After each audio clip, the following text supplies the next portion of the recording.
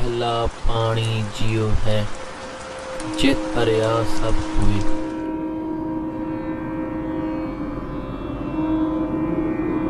पानी नहीं तां जीवन नहीं।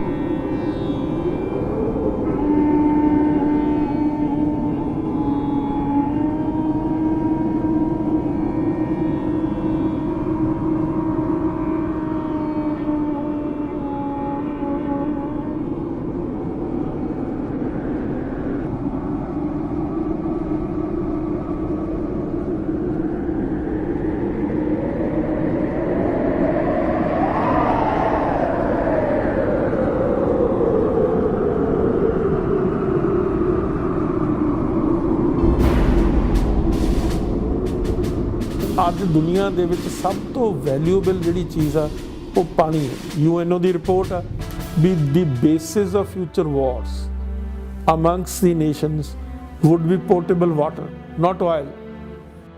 ਤੇ ਪੰਜਾਬ ਕੋਲੇ ਇੱਕੋ ਹੀ ਨੈਚੁਰਲ ਰਿਸੋਰਸ ਸੀਗਾ ਪਾਣੀ, ਤੇ ਉਹ ਵੀ ਸਾਡੇ ਤੋਂ ਖੋਹ ਲਿਆ। It's an ideology. ਪੰਜਾਬ ਬਹੁਤ ਜਲਦੀ ਡੈਜ਼ਰਟ 'ਚ ਕਨਵਰਟ ਹੋ ਜਾਏਗਾ।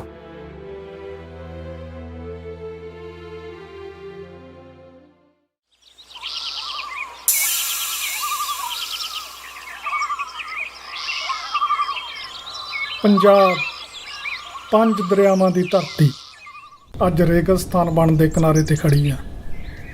ਪੰਜਾਬ ਦੇ ਕੁੱਲ 138 ਬਲਾਕਾਂ ਵਿੱਚੋਂ 111 ਬਲਾਕਾਂ ਦਾ ਧਰਤੀ ਹੇਠਲਾ ਪਾਣੀ ਲਗਭਗ ਖਤਮ ਆ। ਨਾਸਾ ਵਰਗੇ ਦੁਨੀਆ ਦੇ ਨਾਮਵਰ ਅਦਾਰਿਆਂ ਨੇ ਇਹ ਸਾਫ਼ ਕਹਿਤਾ ਕਿ ਪੰਜਾਬ ਕੋਲ ਹੁਣ ਬਸ ਗਿਣਤੀ ਦੇ ਸਾਲਾਂ ਦਾ ਪਾਣੀ ਬਚਿਆ।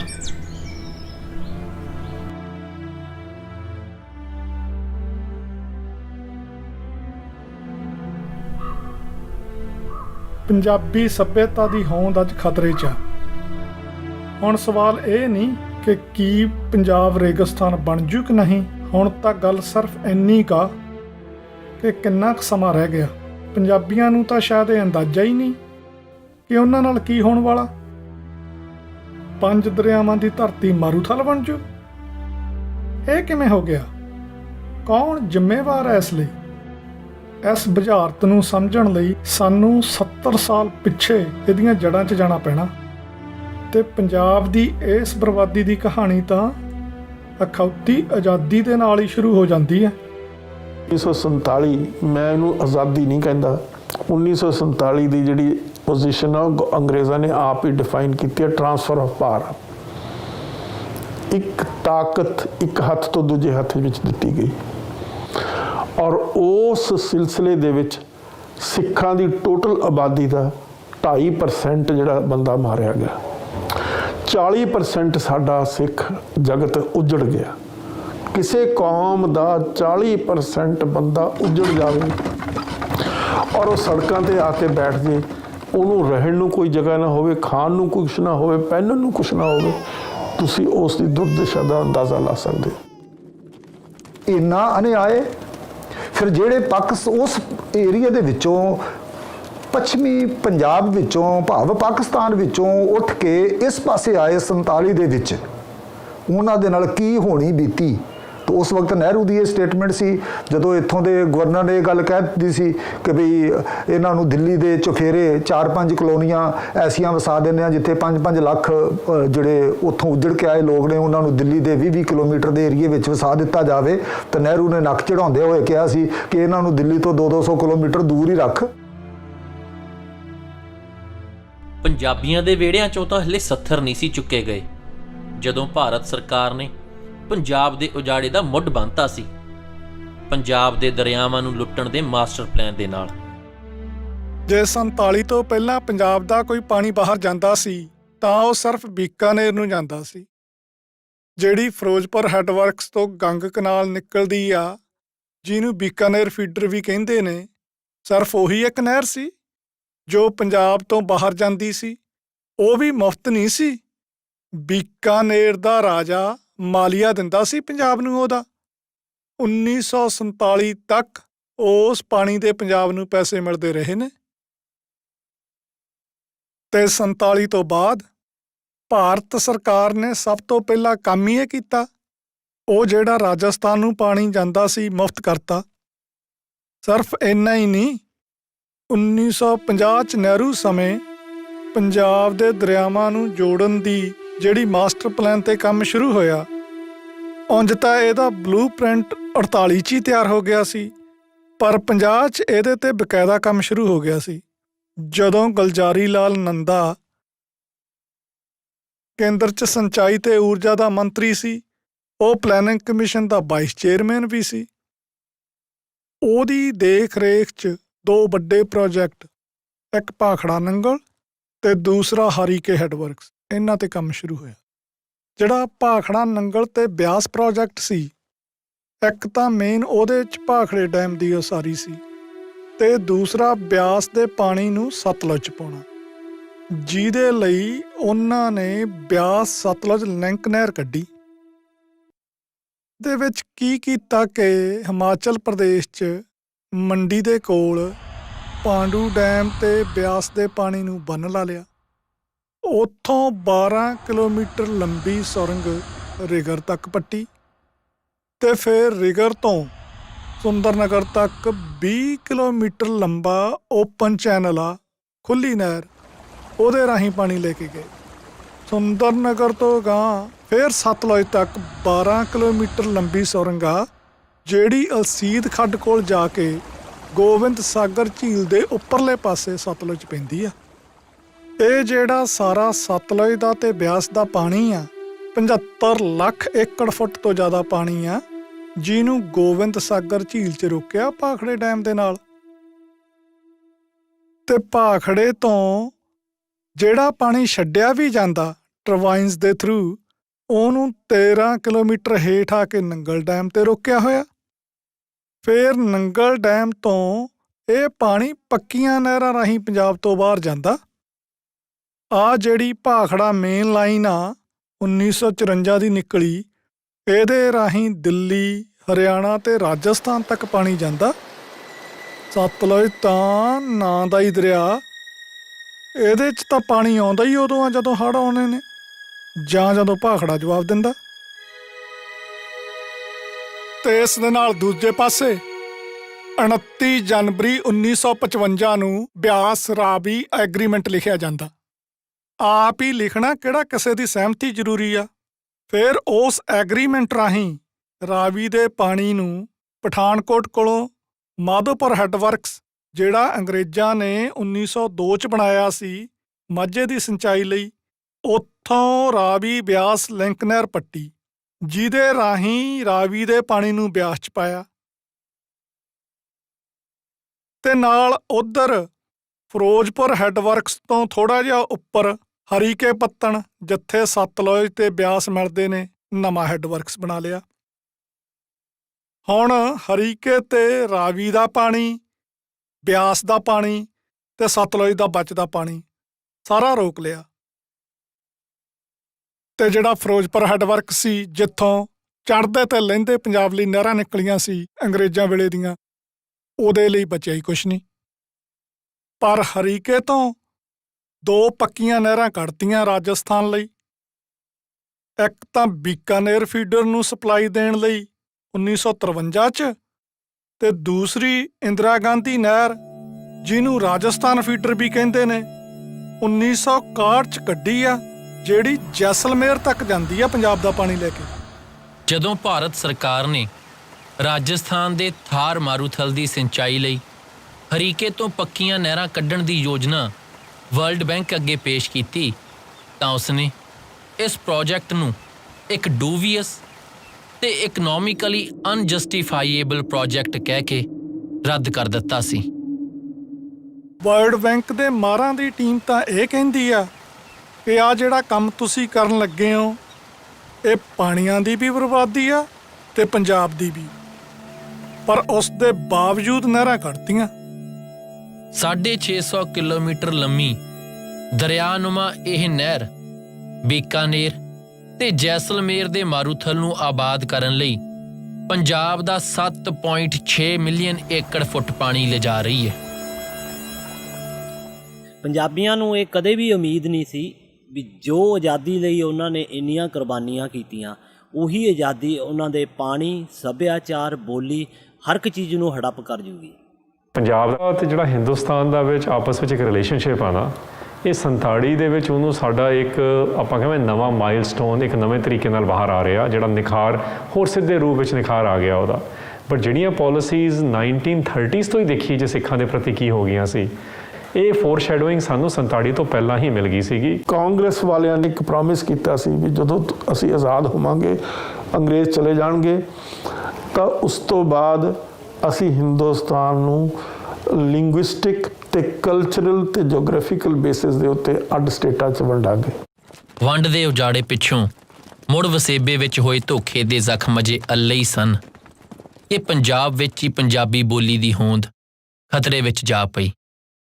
ਆਪਣੀ ਹੋਂਦ ਤੇ ਮਾਂ ਭਾਸ਼ਾ ਦੀ ਸਲਾਮਤੀ ਲਈ ਪੰਜਾਬੀ ਸੂਬਾ ਸਿੱਖਾਂ ਨੇ ਮੰਗਿਆ। ਉਹਨੇ ਭਾਸ਼ਾਈ ਸੂਬੇ ਬਾਕੀ ਤਾਂ ਸਾਰੇ ਹਿੰਦੁਸਤਾਨ ਵਿੱਚ ਬਣਾਉਣੇ ਪ੍ਰਵਾਨ ਕਰ ਲਏ ਜਾਂ ਕਮਿਸ਼ਨ ਬਿਠਾਤਾ, ਲੇਕਿਨ ਉਸ ਕਮਿਸ਼ਨ ਨੂੰ ਪਾਬੰਦ ਕਰ ਦਿੱਤਾ ਵੀ ਉੱਤਰੀ ਭਾਰਤ ਵਿੱਚ ਕੋਈ ਨਹੀਂ ਕਰਨਾ।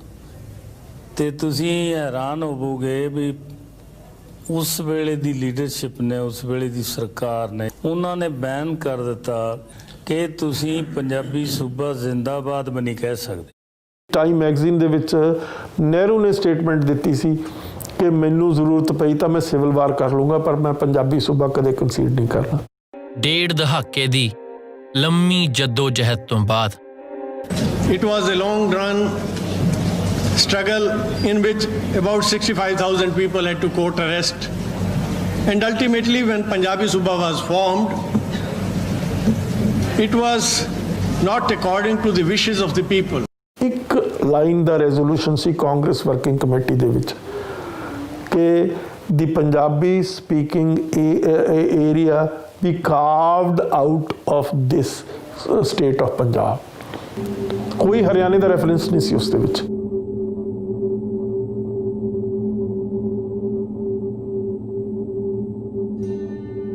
ਅਖੀਰ ਜਦ ਸਿੱਖ ਕੌਮ ਦੇ ਸਿਰੜ ਤੇ ਰਾਜਨੀਤਿਕ ਮਜਬੂਰੀ ਵਸ ਕੇਂਦਰ ਨੂੰ ਪੰਜਾਬੀ ਸੂਬੇ ਦੀ ਮੰਗ ਮੰਨਣੀ ਪਈ, ਤਾਂ ਉਸਨੇ ਨਾ ਸਿਰਫ ਪੰਜਾਬ ਦੀ ਰਾਜਧਾਨੀ ਚੰਡੀਗੜ੍ਹ ਤੇ ਬਹੁਤ ਸਾਰੇ ਪੰਜਾਬੀ ਬੋਲਦੇ ਇਲਾਕੇ ਪੰਜਾਬ ਤੋਂ ਵੱਖ ਕਰ ਦਿੱਤੇ, ਸਗੋਂ ਪੰਜਾਬ ਦੀ ਰੂਹ, ਪੰਜਾਬ ਦੇ ਦਰਿਆਈ ਪਾਣੀਆਂ ਤੇ ਵੀ ਪੂਰੀ ਤਰ੍ਹਾਂ ਕਬਜ਼ਾ ਕਰ ਲਿਆ।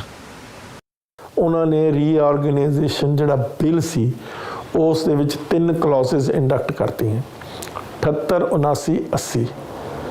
ਬਹੁਤ ਐਡਾ ਬੜਾ ਬਿੱਲ ਆ, ਲੇਕਿਨ ਉਹਦੇ 'ਚ ਸਭ ਤੋਂ ਜਿਹੜੀਆਂ ਘਾਤਕ, ਸਭ ਤੋਂ ਜਿਹੜੀਆਂ ਖਤਰਨਾਕ, ਸਭ ਤੋਂ ਜਿਹੜੀਆਂ ਚਲਾਕ ਤੇ ਸਭ ਬੇਈਮਾਨੀ ਜਿਹੜੀ ਕੀਤੀ ਗਈ ਉਹ ਪੰਜਾਬ ਦੇ ਪਾਣੀਆਂ ਤੇ ਕੀਤੀ ਗਈ। ਪੰਜਾਬ ਦਾ ਇੱਕੋ ਹੀ ਸੋਰਸ, ਨੈਚੁਰਲ ਸੋਰਸ ਆ, ਉਹ ਹੈ river waters. River waters Punjab ਦੇ ਨੂੰ, ਪੰਜਾਬ ਦੇ ਜਿਹੜੇ ਦਰਿਆ ਇਹ ਸਬਸਿਡਰੀਜ਼ ਆ ਇੰਡਸ ਵਾਟਰ ਦੀਆਂ, ਜਿਹੜਾ ਪਾਕਿਸਤਾਨ ਦੇ ਵਿੱਚ ਚੱਲਦਾ, ਉਹਦੇ ਵਿੱਚ ਜਾ ਕੇ ਗਿਰਦੇ ਆ ਸਾਰੇ ਪੰਜਾਬ ਦੇ ਦਰਿਆ। ਤਾਂ ਪੰਜਾਬ ਦਾ ਜਿਹੜਾ ਰੀਆਰਗੇਨਾਈਜੇਸ਼ਨ ਐਕਟ ਆ ਉਸ ਦੀਆਂ 78, 79, 80 3 ਧਾਰਾਵਾਂ, 78, 79 ਔਰ 80 ਕੀ ਹੈਗੀਆਂ? ਪਹਿਲਾ 78 ਦਾ ਡਿਸਟ੍ਰੀਬਿਊਸ਼ਨ ਆਫ ਪੰਜਾਬ ਵਾਟਰਸ, ਉਹ ਪੰਜਾਬ ਦੀ ਅਧਿਕਾਰ ਖੇਤਰ 'ਚ ਨਹੀਂ, ਉਹ ਕੱਢ ਕੇ ਉਹਨਾਂ ਨੇ ਸੈਂਟਰ ਦੇ ਅਧਿਕਾਰ ਖੇਤਰ 'ਚ ਪਾਤਾ। 70 ਜਿਹੜਾ 9 ਆ ਡਿਵੈਲਪਮੈਂਟ ਆਫ ਰਿਵਰਸ, ਉਹ ਉਹਨਾਂ ਨੇ ਕੱਢ ਕੇ, ਪੰਜਾਬ ਹੈ ਸਟੇਟ ਸਬਜੈਕਟ ਇੰਡੀਅਨ ਕਨਸਟੀਟਿਊਸ਼ਨ 'ਚ, ਲੇਕਿਨ ਉਹਨਾਂ ਨੇ ਕੱਢ ਕੇ ਸਟੇਟ ਤੋਂ ਸੈਂਟਰ ਨੇ ਆਪਣੇ ਅਧਿਕਾਰ 'ਚ ਲੈ ਲਿਆ।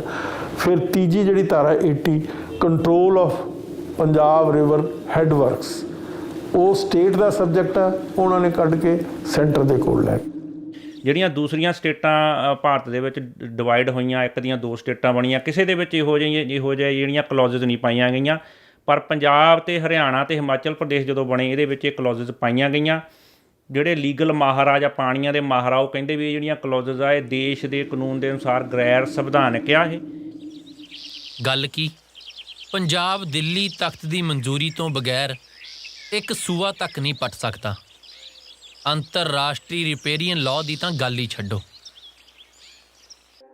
ਸਾਡੇ ਨਾਲ ਅਨਕਨਸਟੀਟਿਊਸ਼ਨੈਲਿਟੀ ਕੀਤੀ ਹੈ। ਇੰਡੀਅਨ ਕਨਸਟੀਟਿਊਸ਼ਨ ਵੀ ਪੰਜਾਬ ਦੇ ਉੱਤੇ ਨਹੀਂ ਅਪਲਾਈ ਕੀਤਾ, ਪੰਜਾਬ ਦੇ ਦਰਿਆਵਾਂ ਪਾਣੀਆਂ ਦੇ ਸੰਬੰਧ ਦੇ ਵਿੱਚ। ਪੰਜਾਬ ਦੇ ਕੁੱਲ ਪਾਣੀਆਂ ਦਾ 75% ਤੋਂ ਵੀ ਵੱਧ ਹਿੱਸਾ ਕੇਂਦਰ ਨੇ ਪੰਜਾਬ ਤੋਂ ਖੋਹ ਦੂਸਰੇ ਸੂਬਿਆਂ ਨੂੰ ਵੰਡ ਦਿੱਤਾ, ਉਹ ਵੀ ਮੁਫਤ। ਪੰਜਾਬ ਦੇ ਕੁੱਲ 17.17 ਮਿਲੀਅਨ ਏਕੜ ਫੁੱਟ ਪਾਣੀ ਵਿੱਚੋਂ ਪੰਜਾਬ ਲਈ ਬਚਿਆ ਤਾਂ ਸਿਰਫ 4.22 ਮਿਲੀਅਨ ਏਕੜ ਫੁੱਟ, ਚੌਥੇ ਹਿੱਸੇ ਤੋਂ ਵੀ ਘੱਟ।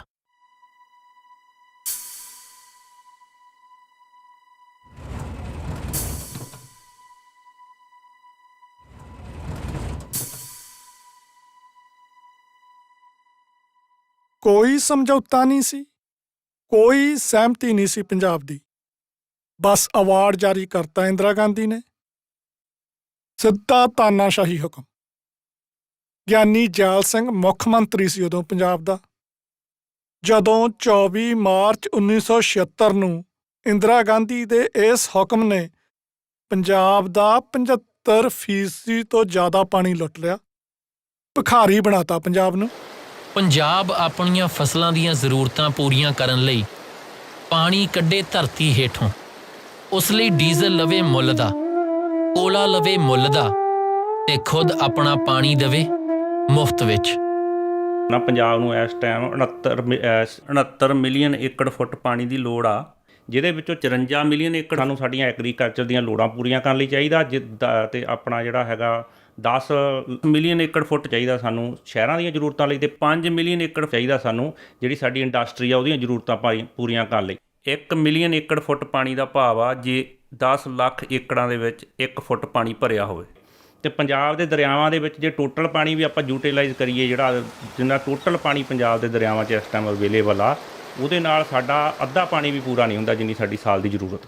ਪੰਜਾਬ ਦਾ ਇਕੱਲਾ ਪਾਣੀ ਹੀ ਨਹੀਂ ਲੁੱਟਿਆ, ਪਾਣੀ ਤੋਂ ਬਣਨ ਵਾਲੀ ਬਿਜਲੀ ਵੀ ਲੁੱਟ ਲਈ ਆ। ਅੱਜ ਪੰਜਾਬ ਦੀ ਇੰਡਸਟਰੀ ਆਖਰੀ ਸਾਹ ਤੇ ਆ। ਵੱਡੇ ਉਦਯੋਗਪਤੀਆਂ ਨੂੰ ਤਾਂ ਉਹਨਾਂ ਨੇ ਸਮਝਾਤਾ ਕਿ ਕੋਈ ਗੱਲ ਨਹੀਂ, ਗੁੜਗਾਉਂ ਆ ਜਾਓ, ਪਰ ਜਿਹੜੇ 2 ਲੱਖ ਦੇ ਕਰੀਬ ਛੋਟੇ ਉਦਯੋਗ ਨੇ ਪੰਜਾਬ 'ਚ, ਉਹ ਕਿੱਥੇ ਜਾਣਗੇ? ਹੁਣ ਦੇਖੋ, ਪੰਜਾਬ ਦਾ ਕਿਸਾਨ ਜਿਹਨੂੰ ਵੀ ਨਹਿਰੀ ਪਾਣੀ ਮਿਲਦਾ ਉਹ ਤਾਂ ਤਾਰਦਾ ਮਾਲੀਆ, ਉਸਦਾ ਮੁੱਲ ਮਿਲਦਾ ਉਸਨੂੰ, ਤੇ ਜਿਹੜਾ ਪੰਜਾਬ ਦਾ ਆਪਦਾ ਪਾਣੀ ਬਾਹਰਲੇ ਸੂਬਿਆਂ ਨੂੰ ਜਾ ਰਿਹਾ ਉਹ ਮੁਫਤ ਜਾ ਰਿਹਾ। ਉਹ ਵੀ ਉਦੋਂ ਜਦੋਂ ਪੰਜਾਬ ਖੁਦ ਚੂਲੀ ਚੂਲੀ ਪਾਣੀ ਲਈ ਤਰਸ ਰਿਹਾ ਹੈ। ਇੰਦਰਾ ਗਾਂਧੀ ਦੇ ਇਸੇ ਧੱਕੇ ਚੋਂ ਤਾਂ ਅਨੰਦਪੁਰ ਸਾਹਿਬ ਦੇ ਮਤੇ ਦਾ ਜਨਮ ਹੁੰਦਾ। ਇੱਕ ਪਾਸੇ ਪੰਜਾਬ ਦਾ 75% ਤੋਂ ਜ਼ਿਆਦਾ ਪਾਣੀ ਪੰਜਾਬ ਤੋਂ ਬਾਹਰ ਜਾ ਰਿਹਾ ਹੈ, ਤੇ ਦੂਜੇ ਪਾਸੇ ਪੰਜਾਬ ਦਾ ਅੰਨਦਾਤਾ ਖੁਦ ਟਿਊਬਵੈੱਲਾਂ ਤੇ ਸਬਮਰਸੀਬਲਾਂ ਨਾਲ ਮੱਥਾ ਮਾਰ ਧਰਤੀ ਹੇਠੋਂ ਪਾਣੀ ਕੱਢਣ ਲਈ ਮਜਬੂਰ ਹੈ। ਅੱਜ ਪੰਜਾਬ ਦੇ ਵਿੱਚ 15-20 ਲੱਖ ਦੇ ਕਰੀਬ ਮਤਲਬ ਟਿਊਬਵੈੱਲ ਆ। ਪਹਿਲਾਂ ਜਿਹੜੀਆਂ ਸੀਗੀਆਂ ਮੋਟਰਾਂ ਉਤਲੇ ਲੈਵਲ ਤੋਂ ਪਾਣੀ ਚੱਕਦੀਆਂ ਸੀ ਤੇ ਬਹੁਤ ਘੱਟ ਕੋਸਟ ਪੈਂਦੀ ਸੀ। ਹੁਣ ਸਬਮਰਸੀਬਲ ਪੰਪ ਲਾਉਣੇ ਪੈ ਰਹੇ ਆ, ਹਰੇਕ ਸਾਲ ਬੋਰ ਡੂੰਘੇ ਕਰਨੇ ਪੈ ਰਹੇ। ਇਹ ਸਾਰੇ ਖਰਚੇ ਨੂੰ ਨਾ ਵੀ ਆਪਾਂ ਕਾਊਂਟ ਕਰੀਏ, ਜਿਹੜਾ ਕੱਲੀ ਬਿਜਲੀ ਦਾ ਖਰਚਾ ਆ ਰਿਹਾ ਪੰਜਾਬ ਵਾਲਿਆਂ ਦਾ, ਸਰਦਾਰ ਪ੍ਰੀਤਮ ਸਿੰਘ ਘੁੰਮੇਦਾਨ ਹੋਣਾ ਦੇ ਅਨੁਸਾਰ ਤਕਰੀਬਨ 2000 ਕਰੋੜ ਰੁਪਈਏ ਦੀ ਬਿਜਲੀ ਲੱਗ ਜਾਂਦੀ ਹਰੇਕ ਸਾਲ ਪੰਜਾਬ 'ਚ ਧਰਤੀ ਹੇਠਲਾ ਪਾਣੀ ਕੱਢਣ ਲਈ, ਜਿਹੜਾ ਅਸੀਂ ਪਾਣੀ ਯੂਟੀਲਾਈਜ਼ ਕਰਦੇ ਹਾਂ। ਦੁਨੀਆ 'ਚ ਪੰਜਾਬ ਵਰਗੇ ਬਹੁਤ ਘੱਟ ਅਜਿਹੇ ਖਿੱਤੇ ਨੇ ਜਿਨ੍ਹਾਂ ਹੇਠ ਕੁਦਰਤ ਨੇ ਨਿਰਮਲ ਪਾਣੀ ਦੇ ਸੋਮੇ ਸਿਰਜੇ। ਇਹਨਾਂ ਸੋਮਿਆਂ ਦੀ ਇਹ ਸਿਰਜਣਾ ਕੋਈ ਦਹਾਕਿਆਂ ਜਾਂ ਸਦੀਆਂ 'ਚ ਨਹੀਂ ਹੋਈ, ਸਗੋਂ ਯੁੱਗਾਂ ਵਿੱਚ ਹੋਈ ਹੈ। ਪੰਜਾਬ ਦੀ ਧਰਤੀ ਹੇਠਲੇ ਪਾਣੀ ਦਾ ਇਹ ਪਹਿਲਾ ਪੱਤਣ ਤਕਰੀਬਨ 20-25 ਫੁੱਟ ਡੂੰਘੀ ਇਸ ਰੇਤਲੀ ਤਹਿ ਵਿੱਚ ਮੌਜੂਦ ਸੀ, ਜਿਸ ਦੀ ਵਰਤੋਂ ਖੂਹਾਂ ਤੇ ਹੱਥ ਵਾਲੇ ਨਲਕਿਆਂ ਨਾਲ ਕੀਤੀ ਜਾਂਦੀ ਰਹੀ ਹੈ। ਇਹ ਸਬ ਸਰਫੇਸ ਵਾਟਰ ਜਾਂ ਅਨਕਨਫਾਈਨਡ ਐਕੁਇਫਰ ਪਾਣੀ ਦੀ ਉਹ ਤਹਿ ਜਿਸ ਦੇ ਪੱਧਰ ਵਿੱਚ ਵਾਧਾ ਜਾਂ ਘਾਟਾ ਇਸ ਦੀ ਵਰਤੋਂ ਅਤੇ ਮੀਂਹਾਂ ਨਾਲ ਇਸ ਦੇ ਮੁੜ ਰੀਚਾਰਜ ਹੋਣ ਦੀ ਮਾਤਰਾ ਤੇ ਨਿਰਭਰ ਕਰਦਾ ਹੈ। ਪੰਜਾਬ ਦੇ ਪਾਣੀ ਦੀ ਪਹਿਲੀ ਤਹਿ ਤਾਂ ਕਈ ਦਹਾਕਿਆਂ ਤੋਂ ਖੁਸ਼ਕ ਹੋ ਚੁੱਕੀ ਹੈ। ਜੇਕਰ ਲਗਾਤਾਰ ਕਈ ਸਾਲ ਭਾਰੀ ਮੀਂਹਾਂ ਤੇ ਦਰਿਆਈ ਪਾਣੀਆਂ ਦੀ ਖੁੱਲ੍ਹੀ ਵਰਤੋਂ ਨਾਲ ਪਾਣੀ ਦੀ ਇਹ ਸਤ੍ਹਾ ਥੋੜ੍ਹੀ ਬਹੁਤੀ ਮੁੜ ਰੀਚਾਰਜ ਹੋ ਵੀ ਜਾਂਦੀ ਹੈ ਤਾਂ ਵੀ ਇਹ ਪਾਣੀ ਨਾ ਤਾਂ ਪੀਣ ਦੇ ਯੋਗ ਬਚਿਆ ਤੇ ਨਾ ਹੀ ਖੇਤੀ ਦੇ। ਕੈਮੀਕਲਾਂ, ਦਵਾਈਆਂ, ਖਾਦਾਂ ਤੇ ਫੈਕਟਰੀਆਂ ਦੀ ਗੰਦਗੀ ਨੇ ਇਸ ਪਾਣੀ ਵਿੱਚ ਇੰਨੀ ਜ਼ਿਆਦਾ ਜ਼ਹਿਰ ਮਿਲਾ ਦਿੱਤੀ ਹੈ ਕਿ ਇਸ ਦਾ ਕੋਈ ਹੱਲ ਨਹੀਂ ਬਚਿਆ। ਪੰਜਾਬ ਨੂੰ ਦਰਿਆਈ ਪਾਣੀ ਨਾ ਮਿਲਣ ਦਾ ਸਿਰਫ ਇਹੀ ਇੱਕ ਨੁਕਸਾਨ ਨਹੀਂ ਹੋਇਆ ਕਿ ਸਾਨੂੰ ਧਰਤੀ ਹੇਠਲਾ ਪਾਣੀ ਵਰਤਣਾ ਪਿਆ, ਸਗੋਂ ਉਸ ਦਾ ਇੱਕ ਹੋਰ ਬਹੁਤ ਵੱਡਾ ਨੁਕਸਾਨ ਹੋਇਆ। ਉਹ ਇਹ ਕਿ ਸਾਡੀ ਜ਼ਮੀਨ ਦੇ ਕੁਦਰਤੀ ਤੱਤ ਖਤਮ ਹੋ ਗਏ। ਜਿਹੜਾ ਦਰਿਆਵਾਂ ਦਾ ਪਾਣੀ ਹੁੰਦਾ ਉਹ ਆਰਗੈਨਿਕ ਖਾਦ ਹੀ ਹੁੰਦਾ, ਕਿਉਂਕਿ ਉਹਦੇ ਵਿੱਚ ਗਲੇ ਸੜੇ ਪੱਤੇ, ਜੀਵ ਜੰਤੂ, ਇਹ ਚੀਜ਼ਾਂ ਹੁੰਦੀਆਂ ਨੇ। ਉਹਦੇ ਬਦਲ 'ਚ ਜਦੋਂ ਸਾਨੂੰ ਕੱਢਣਾ ਪਿਆ ਧਰਤੀ ਹੇਠੋਂ ਪਾਣੀ, ਤੇ ਉਹਦੇ ਲਈ ਕੈਮੀਕਲ ਖਾਦਾਂ ਪਾਉਣੀਆਂ ਪਈਆਂ, ਹੋਰ ਕੋਈ ਚਾਰਾ ਵੀ ਨਹੀਂ ਸੀ। 60-70 ਫੁੱਟ ਡੂੰਘੀ ਪਾਂਡੂ ਦੇ ਹੇਠਾਂ ਵਾਲੀ ਸਾਫ਼ ਪਾਣੀ ਦੀ ਇਹ ਦੂਜੀ ਤਹਿ, ਕਨਫਾਈਨਡ ਐਕਿਊਫਰ, ਜਿਸ ਨੂੰ ਅਸੀਂ ਪਾਂਡੂ ਦੇ ਵਿੱਚੋਂ ਹੀ ਬੋਰ ਕਰਕੇ ਵਰਤਣਾ ਸ਼ੁਰੂ ਕੀਤਾ ਸੀ, ਉਹ ਵੀ ਕਦੋਂ ਦੀ ਖਤਮ ਹੋ ਚੁੱਕੀ ਹੈ।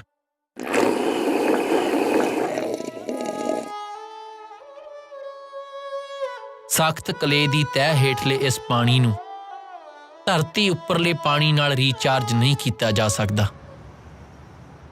ਹੁਣ ਪੰਜਾਬ ਆਪਣੇ ਪੀਣ ਵਾਲੇ ਪਾਣੀ ਅਤੇ ਫਸਲਾਂ ਦੀਆਂ ਜ਼ਰੂਰਤਾਂ ਪੂਰੀਆਂ ਕਰਨ ਲਈ 200 ਤੋਂ 400 ਫੁੱਟ ਡੂੰਘੇ ਪਾਣੀ ਦੀਆਂ ਇਹਨਾਂ ਸੀਮਤ ਪਰਤਾਂ ਤੇ ਨਿਰਭਰ ਹੈ। ਇਸ ਬਹੁਤ ਹੀ ਥੋੜੇ ਤੇ ਨਾ ਭਰਨ ਵਾਲੇ ਪਾਣੀ ਦੀ ਬੁਨਿਆਦ ਕਿੰਨੀ ਕੁ ਬਚੀ ਹੈ, ਇਹ ਕਹਿਣਾ ਤਾਂ ਮੁਸ਼ਕਿਲ ਹੈ, ਪਰ ਯਕੀਨਨ ਅਸੀਂ ਆਪਣੇ ਸਾਫ਼ ਪਾਣੀ ਦੇ ਖਜ਼ਾਨੇ ਦੀਆਂ ਆਖਰੀ ਘੁੱਟਾਂ ਤੇ ਹੀ ਹਾਂ।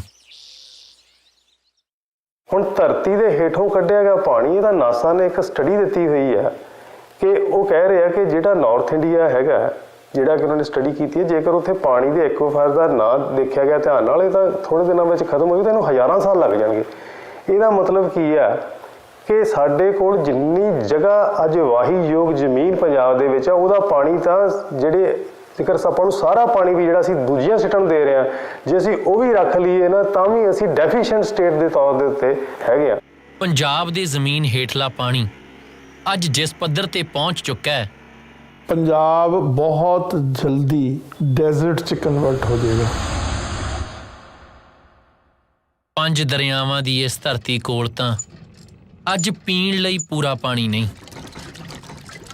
ਬਹੁਤ ਛੇਤੀ ਪੰਜਾਬ ਦੇ ਲੋਕਾਂ ਕੋਲ ਮੁੱਲ ਦੇ ਪਾਣੀ ਤੋਂ ਬਿਨਾਂ ਪੀਣ ਲਈ ਸਾਫ਼ ਪਾਣੀ ਦਾ ਤੁਪਕਾ ਨਹੀਂ ਹੋਵੇਗਾ। ਗ੍ਰੀਨ ਰੈਵੋਲੂਸ਼ਨ ਜਿਹੜਾ ਆ, ਉਹਨੇ ਸਾਡੀ ਸਟੇਟ ਦੀ ਤਬਾਹੀ ਕੀਤੀ ਹੈ। ਅਸਲ ਦੇ ਵਿੱਚ ਜਿਹੜਾ ਇਹ ਸਾਨੂੰ ਐਜ਼ ਐਕਸਪੈਰੀਮੈਂਟ ਸਟੇਟ ਦੇ ਤੌਰ ਤੇ ਯੂਜ਼ ਕਰ ਲਿਆ, ਉਹ ਬੀਜ ਵੀ ਉਸ ਤਰੀਕੇ ਦੀ ਸੀ ਜਿਨ੍ਹਾਂ ਨੂੰ ਖਾਦ ਦੀ ਲੋੜ ਸੀਗੀ, ਔਰ ਖਾਦ ਦੇ ਨਾਲ ਨਾਲ ਪਾਣੀ ਦੀ ਬਹੁਤਾਤ ਵਿੱਚ ਲੋੜ ਸੀਗੀ। ਰਹੀ ਗੱਲ ਕਣਕ ਤੇ ਝੋਨੇ ਦੇ ਬਦਲਦੀ, ਉਹਦੀ ਮੰਡੀ ਕਿੱਥੇ ਆ? ਕੀ ਕਰੀਏ, ਉੱਥੇ ਹੁਣ ਕਣਕ ਬੀਜੀ ਆ। ਫਿਰ ਕਮਾਦ ਲਾ ਲਓ ਬਾਪੂ। ਕਮਾਦ ਮੇਰਾ ਹੀ ਘੱਟ ਆ, ਉੱਥੇ ਸਾਨੂੰ ਉਹ ਬੈਂਕ ਵਾਲੇ ਨਹੀਂ ਕੋਈ ਦਿੰਦੇ। ਉਹ ਉੱਥੇ ਜਿਹੜੀਆਂ ਹੈਗੇ ਆ ਉਹ ਵੱਧ ਤੋਲਦੇ ਆ, ਨਾ ਉੱਥੇ ਸਾਨੂੰ ਕੋਈ ਬਾਰੀ ਆ, ਨਾ ਉੱਥੋਂ ਪੈਸਾ ਮਿਲਣਾ। ਹਾਰ ਕੇ ਅਸੀਂ ਦੁਖੀ ਹੋ ਕੇ ਪੱਟ ਬੈਠੇ ਆ। ਹੁਣ ਸਾਡੇ ਕੋਲ ਕੁਝ ਨਹੀਂ, ਨਾ ਗੰਨਾ ਚੂਪਣ ਨੂੰ ਵੀ ਹੈ ਨਹੀਂ ਕਿਤੇ। ਅਸੀਂ ਜਿਹੜਾ ਜਿਹਨੂੰ ਰੈਵੋਲੂਸ਼ਨ ਦਾ ਨਾਂ ਦਿੱਤਾ ਗਿਆ, ਅਸਲ 'ਚ ਉਹ ਸਾਡੀ ਜੈਨੋਸਾਈਡ ਹੀ ਹੈ। ਉਹ ਸਾਡੀ ਇਕਨੋਮਿਕ ਜੈਨੋਸਾਈਡ ਦਾ ਹਿੱਸਾ, ਜਿਹੜਾ ਕਿ ਸਾਨੂੰ ਪਤਾ ਨਹੀਂ ਲੱਗਿਆ। 1 ਕਿਊਸਿਕ ਪਾਣੀ ਦੇ ਫਲੋ ਦੀ ਕੀਮਤ ਸਾਲ ਦੀ 1.25 ਕਰੋੜ ਰੁਪਈਆ, ਉਹਦੇ ਹਿਸਾਬ ਨਾਲ ਤਕਰੀਬਨ 22,000 ਕਰੋੜ ਰੁਪਈਆ ਹਰੇਕ ਸਾਲ ਇਹਦੀ ਜਿਹੜੀ ਕੀਮਤ ਬਣ ਜਾਂਦੀ, ਜਿਹੜਾ ਪੰਜਾਬ ਦਾ ਫ੍ਰੀ ਦੇ ਵਿੱਚ ਪਾਣੀ ਦੂਜੀਆਂ ਸਟੇਟਾਂ ਨੂੰ ਜਾ ਰਿਹਾ, ਨਾਨ ਰਾਈਪੇਰੀਅਨ ਸਟੇਟਾਂ ਨੂੰ ਜਾ ਰਿਹਾ। ਜਿਹੜਾ ਪੰਜਾਬ ਦੇ ਪਾਣੀਆਂ ਦੀ ਲੁੱਟ ਦੀ ਕਹਾਣੀ ਇੱਥੇ ਹੀ ਖਤਮ ਨਹੀਂ ਹੁੰਦੀ। 1984 ਦੇ ਘੱਲੂ ਘਾਰੇ ਦੀ ਜੜ, ਸਤਲੁਜ ਜਮਨਾ ਲਿੰਕ ਨਹਿਰ ਦਾ ਨਿਰਮਾਣ ਹਾਲੇ ਬਾਕੀ ਹੈ। 1980 'ਚ ਜਦੋਂ ਐਮਰਜੈਂਸੀ ਤੋਂ ਬਾਅਦ ਇੰਦਰਾ ਗਾਂਧੀ ਫਿਰ ਤਾਕਤ 'ਚ ਆਉਂਦੀ ਆ, ਉਦੋਂ ਤਿੰਨੇ ਸੂਬਿਆਂ 'ਚ ਪੰਜਾਬ, ਹਰਿਆਣਾ ਤੇ ਰਾਜਸਥਾਨ 'ਚ ਕਾਂਗਰਸ ਦੀ ਸਰਕਾਰ ਸੀ। ਤਾਂ 31 ਦਸੰਬਰ 1981 ਨੂੰ ਇੰਦਰਾ ਗਾਂਧੀ ਤਿੰਨੋਂ ਮੁੱਖ ਮੰਤਰੀਆਂ ਨੂੰ ਸੱਦ ਕੇ ਉਹਨਾਂ ਤੋਂ ਸਮਝੌਤੇ ਤੇ ਦਸਤਖਤ ਕਰਵਾਉਂਦੀ ਆ, ਜਿਹਦੇ ਨਾਲ ਜਿਹੜਾ ਮਾਰਚ 1976 ਵਾਲਾ ਅਵਾਰਡ ਸੀ, ਅਕਾਰਡ 'ਚ ਬਦਲ ਜਾਂਦਾ, ਐਗਰੀਮੈਂਟ ਬਣ ਜਾਂਦਾ। ਦਰਬਾਰਾ ਸਿੰਘ ਉਦੋਂ ਪੰਜਾਬ ਦਾ ਮੁੱਖ ਮੰਤਰੀ ਸੀ ਤੇ ਨਾਲ ਦੀ ਨਾਲ ਉਹ ਪੰਜਾਬ ਪ੍ਰਦੇਸ਼ ਕਾਂਗਰਸ ਦਾ ਪ੍ਰੈਜ਼ੀਡੈਂਟ ਸੀ। ਇੰਦਰਾ ਗਾਂਧੀ ਨੇ ਉਸ ਤੋਂ ਪ੍ਰੈਜ਼ੀਡੈਂਟਸ਼ਿਪ ਪੰਜਾਬ ਪ੍ਰਦੇਸ਼ ਕਾਂਗਰਸ ਕਮੇਟੀ ਦੀ ਖੋਲੀ ਤੇ ਉਸ ਨੂੰ ਇਸ ਗੱਲ ਦਾ ਡਰ ਦਿੱਤਾ ਕਿ ਤੈਨੂੰ ਮੈਂ ਚੀਫ ਮਿਨਿਸਟਰੀ ਤੋਂ ਵੀ ਖਤਮ ਕਾਰਜ ਕਰ ਦੂੰਗੀ ਜੇ ਤੂੰ ਇਹ ਐਗਰੀਮੈਂਟ ਨਹੀਂ ਕਰੇਗਾ। ਪੰਜਾਬ ਦੀ ਲਾਈਫਲਾਈਨ ਤਾਂ ਹੈ ਹੀ ਪਾਣੀ, ਤੇ ਉਹ ਉਸ ਦੀਆਂ ਆਪਣੀਆਂ ਜ਼ਰੂਰਤਾਂ ਲਈ ਹੀ ਪੂਰਾ ਨਹੀਂ। ਫਿਰ ਇੰਦਰਾ ਗਾਂਧੀ ਨੇ ਉਸ ਦੇ ਮੁਤਾਬਕ SYL ਦੀ ਨੀਂਹ ਰੱਖੀ, ਸਤਲੁਜ ਯਮੁਨਾ ਲਿੰਕ ਕੈਨਾਲ ਦੀ ਨੀਂਹ ਰੱਖੀ। 8 ਅਪ੍ਰੈਲ 1982 ਨੂੰ ਇੰਦਰਾ ਗਾਂਧੀ ਕਪੂਰੀ 'ਚ SYL ਨੂੰ ਟੱਕ ਲਾਉਂਦੀ ਹੈ ਤੇ ਉਸ ਤੋਂ ਅਗਲੇ ਦਿਨ 9 ਅਪ੍ਰੈਲ ਨੂੰ ਅਕਾਲੀ ਦਲ ਨੇ ਕਪੂਰੀ ਤੋਂ ਨਹਿਰ ਰੋਕੂ ਮੋਰਚੇ ਦਾ ਐਲਾਨ ਕਰਤਾ। ਸਿੱਖਾਂ ਨੇ ਇੱਕ ਵਾਰ ਫਿਰ ਪੰਜਾਬ ਦੀ ਸਾਹ ਰਗ ਨੂੰ ਬਚਾਉਣ ਲਈ ਤੇ ਇਹ 121 ਕਿਲੋਮੀਟਰ ਲੰਬੀ ਸਤਲੁਜ ਯਮੁਨਾ ਲਿੰਕ ਨਹਿਰ, ਜਿਸ ਨੇ ਪੰਜਾਬ ਦਾ 3.5 ਮਿਲੀਅਨ ਏਕੜ ਫੁੱਟ ਪਾਣੀ ਲੈ ਕੇ ਜਾਣਾ ਸੀ, ਉਸ ਨੂੰ ਰੋਕਣ ਲਈ ਕਪੂਰੀ ਮੋਰਚਾ ਲਾ ਦਿੱਤਾ। ਮੋਰਚੇ ਦੇ ਵਿੱਚ ਧੱਕਾ ਹੋਇਆ ਤਾਂ 4 ਅਗਸਤ 1982 ਨੂੰ ਅਕਾਲੀ ਦਲ ਨੇ ਉਸ ਮੋਰਚੇ ਨੂੰ ਕਪੂਰੀ ਤੋਂ ਬਦਲ ਕੇ ਅੰਮ੍ਰਿਤਸਰ ਲੈ ਜਾਂਦਾ। ਹੁਣ ਦਿੱਲੀ ਦੇ ਮੁੱਢ ਹਰਿਆਣੇ ਦੇ ਬਾਰਡਰ ਤੇ ਬੈਠ ਕੇ ਇਹ ਮੋਰਚਾ ਜਾਰੀ ਰੱਖਣਾ ਕੋਈ ਸੌਖਾ ਕੰਮ ਤਾਂ ਹੈ ਨਹੀਂ ਸੀ। ਉਹ ਵੀ ਉਦੋਂ ਜਦੋਂ ਚਾਰੇ ਪਾਸੇ ਕਾਂਗਰਸ ਦੀਆਂ ਸਰਕਾਰਾਂ ਹੋਣ। ਇਹਨਾਂ ਹਾਲਾਤਾਂ 'ਚ ਭਜਨ ਲਾਲ ਦੇ ਗੁੰਡੇ ਕਪੂਰੀ 'ਚ ਕੀ ਨਹੀਂ ਸੀ ਕਰ ਸਕਦੇ। ਇਸ ਦਾ ਨਮੂਨਾ ਤਾਂ ਸਿੱਖਾਂ ਨੇ ਪੰਜਾਬੀ ਸੂਬੇ ਦੇ ਮੋਰਚੇ ਵੇਲੇ ਦੇਖਿਆ ਹੋਇਆ ਸੀ। SYL ਦੇ ਮੁੱਦੇ ਦੇ ਨਾਲ-ਨਾਲ ਸਿੱਖਾਂ ਨੇ ਪੰਜਾਬ ਦੀਆਂ ਲਟਕਦੀਆਂ ਮੰਗਾਂ, ਜਿਸ ਵਿੱਚ ਚੰਡੀਗੜ੍ਹ ਸਮੇਤ ਹੋਰਨਾਂ ਪੰਜਾਬੀ ਬੋਲਦਿਆਂ ਇਲਾਕਿਆਂ ਨੂੰ ਵਾਪਸ ਲੈਣ ਅਤੇ ਸੂਬਿਆਂ ਨੂੰ ਵੱਧ ਅਧਿਕਾਰ ਦੀ ਮੰਗ ਨੂੰ ਅਨੰਦਪੁਰ ਦੇ ਮਤੇ ਰਾਹੀਂ ਮੋਰਚੇ ਵਿੱਚ ਸ਼ਾਮਿਲ ਕਰ ਲਿਆ। ਜੇ ਉਹ ਸਾਰੇ ਦੇਸ਼ ਲਈ ਵੱਧ ਅਧਿਕਾਰਾਂ ਦਾ ਮੰਗ ਕਰਦਾ ਅਨੰਦਪੁਰ ਸਾਹਿਬ ਦਾ ਮਤਾ, ਫਿਰ ਇਸ ਗੱਲ ਨਾਲ ਵੱਖਵਾਦੀ ਕਹਿ ਕੇ ਕਿਉਂ ਸਾਨੂੰ ਟਾਲਿਆ ਜਾਵੇ। ਕਪੂਰੀ ਦੇ ਇਸ ਮੋਰਚੇ ਤੋਂ ਸ਼ੁਰੂ ਹੋਈ ਗੱਲ ਇੱਕ ਵਾਰ ਫਿਰ ਦਰਬਾਰ ਸਾਹਿਬ ਦੇ ਹਮਲੇ ਤੇ ਜਾ ਪਹੁੰਚੀ। ਕਿਉਂਕਿ ਮਸਲਾ ਸੀ ਸਾਰਾ ਕਨਸਟੀਟਿਊਸ਼ਨਲ। 36 ਮੀਟਿੰਗਾਂ ਹੋਈਆਂ। 36 ਮੀਟਿੰਗਾਂ ਦੇ ਵਿੱਚ ਇਹ ਕਿਹਾ ਗਿਆ ਵੀ ਭਾਈ ਜੋ ਹਿੰਦੁਸਤਾਨ ਦਾ ਵਿਧਾਨ ਹੈ ਉਸ ਦੇ ਮੁਤਾਬਕ ਪੰਜਾਬ ਦੇ ਪਾਣੀਆਂ ਦਾ ਜਿਹੜਾ ਮਸਲਾ ਹੈ ਉਸ ਨੂੰ ਤੁਸੀਂ ਸੈਟਲ ਕਰੋ। To our great disappointment, issues could not be clinched. ਇਸ ਵਾਰ ਭਾਰਤ ਦੀ ਸਰਕਾਰ ਸਿੱਖ ਕੌਮ ਨੂੰ ਅਜਿਹਾ ਸਬਕ ਸਿਖਾਉਣਾ ਚਾਹੁੰਦੀ ਸੀ ਕਿ ਉਹ ਮੁੜ ਸਿਰ ਚੁੱਕਣ ਦੀ ਜੁਰਤ ਨਾ ਕਰਨ।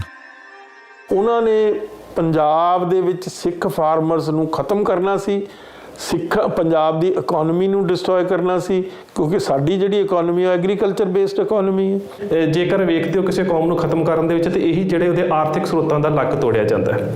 ਉਹ ਤੁਸੀਂ ਆਜ਼ਾਦੀ ਤੋਂ ਪਹਿਲਾਂ ਵੀ ਵੇਖ ਲਓ ਤੇ ਬਾਅਦ 'ਚ ਹੀ ਵੇਖ ਲਓ, ਪੰਜਾਬ ਦੇ ਆਰਥਿਕ ਸਰੋਤਾਂ ਦਾ ਲੱਕ ਹਮੇਸ਼ਾ ਤੋੜਿਆ ਜਾਂਦਾ ਰਿਹਾ ਹੈ। ਉਹ ਸਾਰੀ ਚੀਜ਼ ਨੂੰ ਡਾਇਵਰਟ ਕਰਨ ਦੇ ਲਈ ਇੱਕ ਕੰਪਲਸ਼ਨ ਬਣ ਗਈ ਇੰਦਰਾ ਗਾਂਧੀ ਦੀ ਕਿ ਇਹ ਸਾਰੇ ਮਸਲੇ ਨੂੰ ਲਾ ਐਂਡ ਆਰਡਰ 'ਚ ਕਨਵਰਟ ਕਰ ਦਿਓ। ਤੋ ਉਸ ਪ੍ਰੋਬਲਮ ਨੂੰ ਕਨਸਟੀਟਿਊਸ਼ਨਲ ਪ੍ਰੋਬਲਮ ਨੂੰ ਡਾਇਵਰਟ ਕਰ ਦਿੱਤਾ into a law and order problem. ਇਹ ਇੰਦਰਾ ਗਾਂਧੀ ਦੀ ਬਦਨੀਤੀ, ਬੇਈਮਾਨੀ ਤੇ ਸ਼ਰਾਰਤ। ਪੰਜਾਬ ਅੰਦਰ ਫਿਰਕੂ ਮਾਹੌਲ ਪੈਦਾ ਕਰਨ ਤੇ ਮੋਰਚੇ ਵਿਰੁੱਧ ਜ਼ਹਿਰ ਉਗਲਣ 'ਚ ਜਲੰਧਰ ਦੀ ਮਹਾਸ਼ਾ ਪ੍ਰੈਸ ਤੇ ਆਰਿਆ ਸਮਾਜੀ ਤਾਂ ਕੇਂਦਰ ਦੀ ਸਰਕਾਰ ਨਾਲੋਂ ਵੀ 4 ਕਦਮ ਅੱਗੇ ਹੋ ਨਿਬੜੇ। ਜਿਹੜੀ ਪ੍ਰੈਸ ਹੈ, ਫ੍ਰੀ ਪ੍ਰੈਸ ਜਿਹੜੀ ਅੱਜ ਦੇ ਯੁੱਗ 'ਚ ਕਿਹਾ ਜਾਂਦਾ, ਇਹ ਹੈ ਹੀ ਇਹ ਇਸ ਕਿਸਮ ਦੇ ਪਾਰਲੀਮੈਂਟਰੀ ਜਾਂ ਡੈਮੋਕ੍ਰੈਟਿਕ ਸੈਟਅਪ ਦਾ ਹੀ ਹਿੱਸਾ। ਜਿੰਨੇ ਵੀ ਇੰਸਟੀਟਿਊਸ਼ਨਸ ਹੁੰਦੇ ਇਹਨਾਂ ਦੇ, ਉਹ ਕੋਈ ਵੀ ਇੰਸਟੀਟਿਊਸ਼ਨ ਇਹੋ ਜਿਹਾ ਨਹੀਂ ਜਿਹਨੇ ਕੰਟਰੀਬਿਊਟ ਨਾ ਕੀਤਾ ਹੋਵੇ ਆਪਦੇ ਹਿਸਾਬ ਨਾਲ, ਆਪਦੇ ਐਂਗਲ ਤੋਂ। ਇੱਕ ਪਾਸੇ ਤਾਂ ਪ੍ਰਧਾਨ ਮੰਤਰੀ 2 ਜੂਨ ਤੱਕ ਆਪਣੇ ਭਾਸ਼ਣਾਂ ਰਾਹੀਂ ਇਹ ਕਹਿੰਦੀ ਰਹੀ ਕਿ ਦਰਬਾਰ ਸਾਹਿਬ ਤੇ ਕੋਈ ਪੁਲਿਸ ਕਾਰਵਾਈ ਨਹੀਂ ਕੀਤੀ ਜਾਵੇਗੀ, ਅਤੇ ਦੂਸਰੇ ਪਾਸੇ ਇਸ ਹਮਲੇ ਦੀਆਂ ਤਿਆਰੀਆਂ ਤਾਂ 1982 ਵਿੱਚ ਹੀ ਸ਼ੁਰੂ ਹੋ ਗਈਆਂ ਸਨ।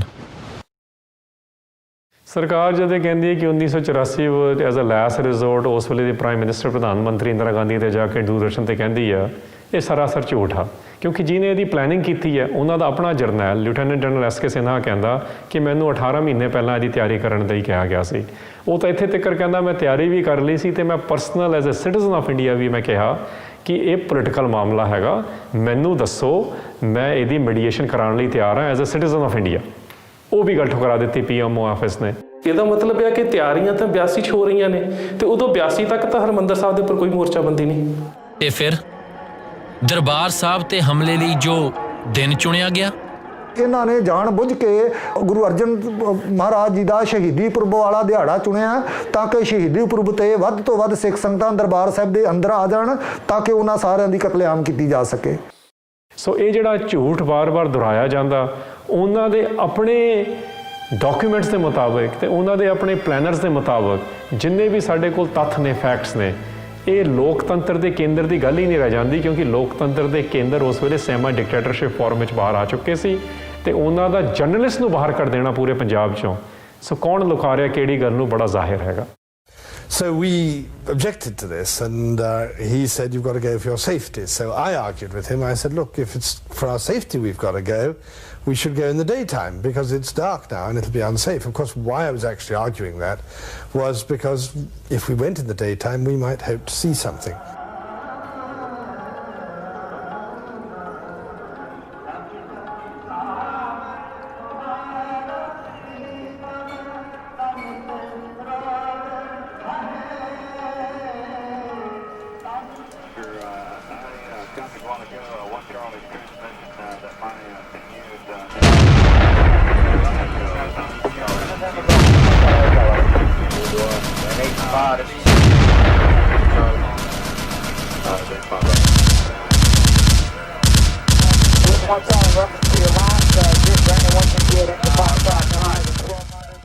ਦੱਸੋ, ਬਲੂ ਸਟਾਰ ਐਕਸ਼ਨ ਦੇ ਵਿੱਚ ਦਰਬਾਰ ਸਾਹਿਬ ਦੀਆਂ ਪ੍ਰਕਰਮਾਂ ਦੇ ਵਿੱਚ ਫੌਜ ਨੇ ਜਿਹੜੇ ਬੰਦੇ ਮਾਰੇ ਸੀ ਉਹਨਾਂ ਦੀ ਲਿਸਟ ਅੱਜ ਤੱਕ ਸਾਨੂੰ ਦਿੱਤੀ ਆ। 2-2 ਮਹੀਨਿਆਂ ਦੇ ਬੱਚਿਆਂ ਨੂੰ ਤੁਸੀਂ ਠੁੱਡੇ ਮਾਰ-ਮਾਰ ਕੇ ਤੁਹਾਡੇ ਮਿਲਟਰੀ ਵਾਲਿਆਂ ਨੇ ਉਹਨਾਂ ਨੂੰ ਕਤਲ ਕੀਤਾ। ਜਿਹੜੀਆਂ ਸੰਸਾਰ ਦੀਆਂ ਹਿਊਮਨ ਰਾਈਟਸ ਜਥੇਬੰਦੀਆਂ ਨੇ ਉਹਨਾਂ ਨੂੰ ਨਹੀਂ ਨਜ਼ਰ ਆਉਂਦਾ ਕਿ ਭਾਰਤ ਦੇ ਵਿੱਚ ਕੀ ਕੀਤਾ ਇਹਨਾਂ ਲੋਕਾਂ ਨੇ ਸਾਡੇ ਨਾਲ। ਦਿੱਲੀ ਤੋਂ 80 ਕਿਲੋਮੀਟਰ ਦੂਰ 1947 ਵਿੱਚ ਲਹਿੰਦੇ ਪੰਜਾਬ ਤੋਂ ਉੱਜੜ ਕੇ ਆਏ ਸਿੱਖਾਂ ਦਾ ਇਹ ਪਿੰਡ ਹੋਂਦ ਚਿੱਲੜ, ਜਿੱਥੇ ਅੱਜ ਸਿਵਾਏ ਇਹਨਾਂ ਖੰਡਰਾਂ ਦੇ ਕੁਝ ਵੀ ਨਹੀਂ।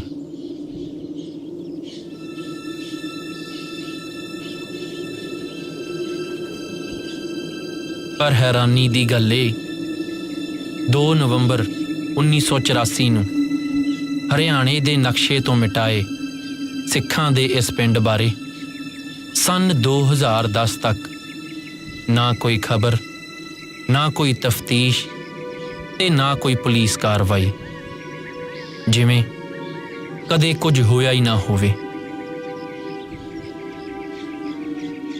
84 में इनके करीबन 12 बंदे थे जो होद गांव चिल्लड़ के नज़दीक है, वहाँ रहते थे।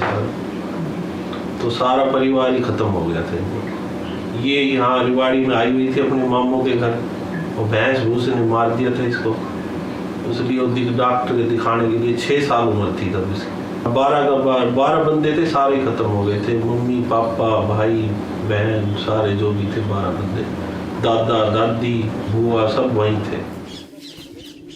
ਇਹ ਸਾਰਾ ਕੁਝ ਕੋਈ ਉੜੀਸਾ ਦੇ ਜੰਗਲਾਂ ਜਾਂ ਪਹਾੜਾਂ ਦੀਆਂ ਕੰਦਰਾਂ 'ਚ ਨਹੀਂ ਵਾਪਰਿਆ, ਸਗੋਂ ਦੇਸ਼ ਦੀ ਰਾਜਧਾਨੀ ਤੋਂ ਸਿਰਫ 80 किलोमीटर ਦੀ ਦੂਰੀ ਤੇ ਹੋਇਆ। वहाँ बसें भर के आई थी, 3-4 बसें भर के आई थी। उन्होंने रात को ही धावा बोल दिया था, कुछ उसके ऊपर डीजल डाल के किसी को कैसे टायरों में मतलब जला के बुरी तरह मारा।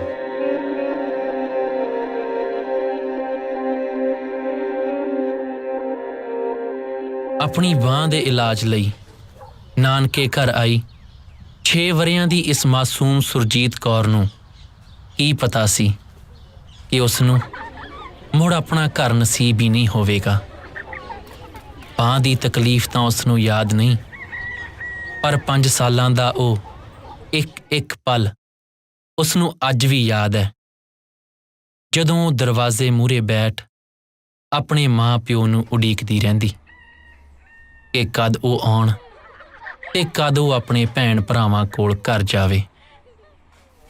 ਅਖੀਰ 5 ਸਾਲਾਂ ਬਾਅਦ ਉਸ ਨੂੰ ਆਪਣੇ ਪਰਿਵਾਰ ਉੱਪਰ ਬੀਤੀ ਹੋਣੀ ਦਾ ਪਤਾ ਲੱਗਾ। 2 ਨਵੰਬਰ 1984 ਦਾ ਉਹ ਮਨਹੂਸ ਦਿਨ, ਜਿਸ ਨੇ ਇੱਕ ਝਟਕੇ ਨਾਲ ਉਸ ਦਾ ਸਾਰਾ ਪਰਿਵਾਰ, ਘਰ-ਬਾਰ ਤੇ ਬਚਪਨ ਖੋਹ ਲਿਆ ਸੀ। ਨਾਨਾ ਨਾਨੀ ਦੀਆਂ ਪੱਥਰ ਹੋਈਆਂ ਅੱਖਾਂ ਅੱਜ ਵੀ ਉਸ ਨੂੰ ਸੌਣ ਨਹੀਂ ਦਿੰਦੀਆਂ। ਜੇਕਰ ਇਸ ਭਿਆਨਕ ਕਤਲੇਆਮ ਦੀ 17 ਸਾਲਾਂ ਤੱਕ ਕੋਈ ਉੱਗ-ਸੁੱਗ ਵੀ ਨਹੀਂ ਸੀ, ਇੱਥੋਂ ਤੱਕ ਕਿ ਜਿਸ ਕੌਮ ਦੇ ਲੋਕਾਂ ਨਾਲ ਇਹ ਹੋਣੀ ਵਾਪਰੀ, ਉਹ ਕੌਮ ਵੀ ਇਸ ਬਾਰੇ ਬੇਖਬਰ ਸੀ, ਤਾਂ ਅਜਿਹੇ ਹੋਰ ਕਿੰਨੇ ਹੋਂਦ ਚਿੱਲੜ ਅਜੇ ਹੋਣਗੇ, ਇਸ ਦਾ ਅੰਦਾਜ਼ਾ ਲਾਉਣਾ ਕੋਈ ਔਖਾ ਨਹੀਂ। This kind of a carnage cannot take place unless the police are complicit. Police ਦੀ ਮਿਲੀ ਭੁਗਤ ਤੋਂ ਬਿਨਾਂ ਐਡਾ ਵੱਡਾ ਕਤਲੇਆਮ ਹੋ ਹੀ ਨਹੀਂ ਸਕਦਾ। ਪੁਲਿਸ ਪੂਰੀ ਤਰ੍ਹਾਂ ਸ਼ਾਮਲ ਸੀ। ਉਹਦੀ ਉਦਾਹਰਨ ਆ ਤਰਲੋਕਪੁਰੀ ਦਾ ਕਤਲੇਆਮ।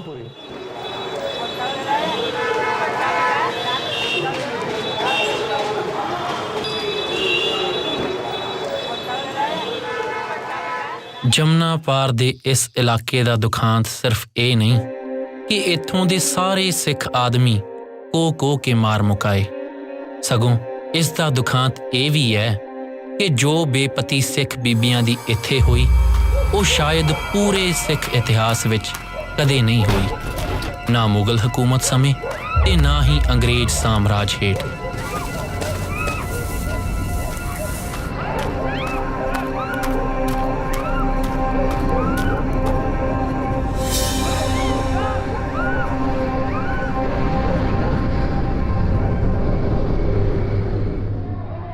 ਇਸ ਬਸਤੀ ਦੀਆਂ ਸਾਰੀਆਂ ਸਿੱਖ ਬੀਬੀਆਂ, ਕੀ ਬਜ਼ੁਰਗ ਕੀ ਬੱਚੀਆਂ, ਉਹਨਾਂ ਨੂੰ ਪਬਲਿਕਲੀ ਅਲਫ ਨੰਗਿਆਂ ਕਰ ਗੁਰਦੁਆਰਾ ਸਾਹਿਬ ਦੇ ਸਾਹਮਣੇ ਇਸ ਚੌਂਕ ਵਿੱਚ ਬਿਠਾਇਆ ਗਿਆ।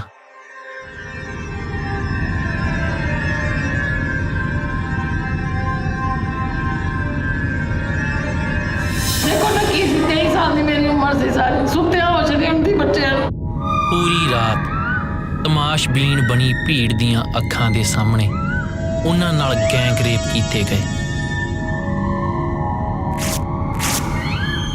ਸਿਗਰਟਾਂ ਨਾਲ ਉਹਨਾਂ ਦੀਆਂ ਛਾਤੀਆਂ ਤੇ ਸਰੀਰਾਂ ਉੱਤੇ ਨਿਸ਼ਾਨ ਪਾਏ ਗਏ। ਉਹਨਾਂ ਦੇ ਕੱਪੜੇ ਤੱਕ ਜਲਾ ਦਿੱਤੇ ਤਾਂ ਕਿ ਦਿਨ ਚੜ੍ਹੇ ਜਾਂ ਤਾਂ ਉਹ ਸ਼ਰਮ ਦੀਆਂ ਮਾਰੀਆਂ ਕਿਸੇ ਗੰਦੇ ਨਾਲੇ ਵਿੱਚ ਡੁੱਬ ਮਰਨ ਤੇ ਜਾਂ ਫਿਰ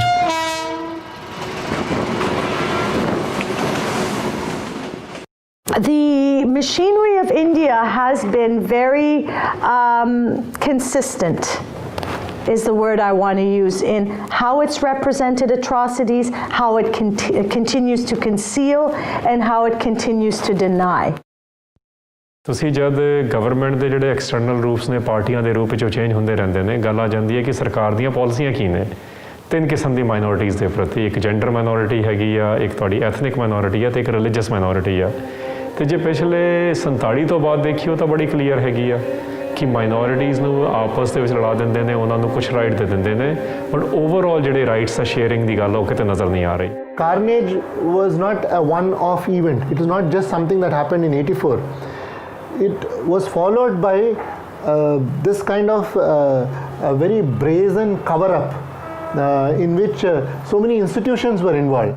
We are able to design institutions in such a way that they again work in favor of the people controlling the machine or controlling the system. ਸੋ ਸਾਰਾ ਇਤਿਹਾਸ ਬਾਹਮਣ ਦਾ ਇਹ ਪਿਆ, ਹਜ਼ਾਰਾਂ ਸਾਲਾਂ ਦਾ, ਮਤਲਬ ਕੋਈ ਸਾਲ ਸੈਂਕੜਿਆਂ ਦਾ ਨਹੀਂ, ਵੀ ਜਦੋਂ ਹੀ ਕਿਸੇ ਸੈਕਸ਼ਨ ਨੇ ਇਹਨਾਂ ਦੀ ਇਸ ਅਥਾਰਟੀ ਨੂੰ ਚੈਲੰਜ ਕੀਤਾ, ਇਹ ਇਨਜਸਟਿਸ ਨੂੰ ਚੈਲੰਜ ਕਰਤਾ ਵੀ ਨਹੀਂ ਸਾਨੂੰ ਇਨਸਾਫ ਚਾਹੀਦਾ। ਇਨਸਾਫ ਦਾ ਮਤਲਬ ਬਰਾਬਰੀ ਦੇ ਪੱਧਰ ਦੇ ਉੱਤੇ, ਉਦੋਂ ਇਹਨਾਂ ਨੇ ਟੋਲਰੇਟ ਨਹੀਂ ਕੀਤਾ। ਫਿਰ ਇਹਨਾਂ ਨੂੰ ਜਿਸ ਹੱਦ ਤੱਕ ਵੀ ਜਾਣਾ ਪਿਆ ਉਸ ਹੱਦ ਤੱਕ ਗਏ। ਇੱਧਰ ਸਿੱਖ ਕੌਮ ਨੂੰ ਸਬਕ ਸਿਖਾਉਣ ਲਈ ਦਰਬਾਰ ਸਾਹਿਬ ਤੇ ਹਮਲਾ, ਤੇ ਫਿਰ ਆਪਰੇਸ਼ਨ ਵੁੱਡਰੋਜ਼ ਅਤੇ ਉਧਰ ਪੰਜਾਬ ਦੀ ਬਰਬਾਦੀ ਦੇ ਸਮਝੌਤੇ ਦੀ ਤਿਆਰੀ। ਰਾਜੀਵ ਲੌਂਗੋਵਾਲ ਅਕੋਰਡ, ਜਿਸ ਵਿੱਚ SYL ਨੂੰ ਖੁਦ ਪੱਟ ਕੇ ਦੇਣ ਦੇ ਸਮਝੌਤੇ ਤੇ ਦਸਤਖਤ ਕਰਵਾਏ ਗਏ। ਉਹ SYL ਜਿਸ ਨੂੰ ਰੋਕਣ ਦੀ ਗੁਸਤਾਖੀ ਬਦਲੇ ਭਾਰਤੀ ਹਕੂਮਤ ਨੇ ਸ੍ਰੀ ਅਕਾਲ ਤਖਤ ਸਾਹਿਬ ਨੂੰ ਖੰਡਰ ਬਣਾ ਦਿੱਤਾ ਸੀ। ਸਰਦਾਰ ਹਰਚੰਦ ਸਿੰਘ ਲੌਂਗੋਵਾਲ ਜਿਹੜੇ ਸੀਗੇ ਉਹਨਾਂ ਦੇ ਕੋਲ ਕੋਈ ਵਿਧਾਨਕ ਪੋਜੀਸ਼ਨ ਨਹੀਂ ਸੀਗੀ, ਇਸ ਕਰਕੇ ਬਹੁਤੇ ਜਿਹੜੇ ਮਾਰ ਕਹਿੰਦੇ ਆ ਵੀ ਇਹ ਸਮਝੌਤਾ ਵੈਲਿਡ ਨਹੀਂ ਗਿਣਿਆ ਜਾਣਾ ਚਾਹੀਦਾ। ਪਰ ਇਹ ਅੱਜ ਤੱਕ ਵੀ ਜਿੰਨੇ ਵੀ ਲੀਗਲ ਕੇਸ ਹੋਏ ਆ ਪੰਜਾਬ ਦੇ ਜਾਂ ਕੁਝ ਵੀ ਹੋ ਰਿਹਾ, ਜੋ ਕੁਝ ਵੀ ਹੋ ਰਿਹਾ ਉਹਦੇ ਵਿੱਚ ਇਸ ਸਮਝੌਤੇ ਦੀ ਗੱਲ ਕੀਤੀ ਜਾਂਦੀ ਆ, ਅੱਜ ਤੱਕ ਵੀ ਕੀਤੀ ਜਾਂਦੀ ਹੈ। ਇਹ ਸਿਰਫ ਪਾਣੀ ਦੀ ਗੱਲ ਨਹੀਂ ਸੀ, ਇਹ ਤਾਂ ਪੰਜਾਬੀਆਂ ਦੀ ਹੋਂਦ ਦਾ ਸਵਾਲ ਸੀ। ਉਹਨਾਂ ਦੀਆਂ ਆਉਣ ਵਾਲੀਆਂ ਨਸਲਾਂ ਦਾ ਭਵਿੱਖ ਨਿਰਭਰ ਹੈ ਇਸ ਤੇ, ਜਿਸ ਲਈ ਇੰਨਾ ਖੂਨ ਡੁੱਲਿਆ, ਇੰਨਾ ਕੁਛ ਹੋਇਆ। ਪਰ ਇਹ ਸਾਰੇ ਕਾਸੇ ਦੇ ਬਾਵਜੂਦ ਨਹਿਰ ਫੇਰ ਬਣਨੀ ਸ਼ੁਰੂ ਹੋ ਗਈ। ਹਰਿਆਣੇ ਵਾਲਾ ਪਾਸਾ ਤਾਂ ਪਹਿਲਾਂ ਹੀ ਤਿਆਰ ਪਿਆ, ਤੇ ਜਿਹੜਾ ਨੰਗਲ ਤੋਂ ਰੋਪੜ ਤੱਕ ਦਾ ਹਿੱਸਾ ਉਹਦੇ 'ਚ ਵੀ ਪਾਣੀ ਛੱਡਿਆ ਹੋਇਆ। ਭਾਖੜਾ ਮੇਨ ਲਾਈਨ ਦੇ ਨਾਲ ਜਿਹੜੀ ਦੂਜੀ ਪੱਕੀ ਨਹਿਰ ਆ ਉਹ SYL ਹੀ ਆ। ਰੋਪੜ ਤੋਂ ਉਸ ਨੂੰ ਆਰਜੀ ਤੌਰ ਤੇ ਮੁੜ ਸਤਲੁਜ 'ਚ ਸਿਰਫ ਇਸੇ ਕਰਕੇ ਪਾਇਆ ਕਿਉਂਕਿ ਪੰਜਾਬ ਵਾਲਾ ਬਾਕੀ ਦਾ ਹਿੱਸਾ ਪੂਰੀ ਤਰ੍ਹਾਂ ਤਿਆਰ ਨਹੀਂ, ਪੱਟਿਆ ਹੋਇਆ ਪਰ ਪੱਕਾ ਨਹੀਂ ਹੋਇਆ। ਤੇ ਇਸ ਸਮਝੌਤੇ ਪਿੱਛੋਂ ਉਹਨੂੰ ਪੱਕਾ ਕਰਨ ਦਾ ਜਿਹੜਾ ਕੰਮ ਸੀ ਉਹ ਜੰਗੀ ਪੱਧਰ ਤੇ ਸ਼ੁਰੂ ਹੋ ਗਿਆ। ਸੈਂਟਰ ਦੀ ਹਦਾਇਤ ਸੀ ਵੀ ਇਹਨੂੰ 15 ਅਗਸਤ 1986 ਤੱਕ ਪੂਰਾ ਕਰਕੇ ਦੇਣਾ। ਰੋਪੜ ਤੋਂ ਚੁੰਨੀ ਕਲਾਂ ਤੱਕ ਤਾਂ ਇਹ ਪੱਕੀ ਵੀ ਹੋ ਗਈ ਸੀ, ਤਾਂ ਅਖੀਰ ਪੰਜਾਬ ਦੇ ਜੁਝਾਰੂਆਂ ਨੂੰ ਇਹਨੂੰ ਬੰਦੂਕ ਦੇ ਜ਼ੋਰ ਤੇ ਰੋਕਣਾ ਪਿਆ।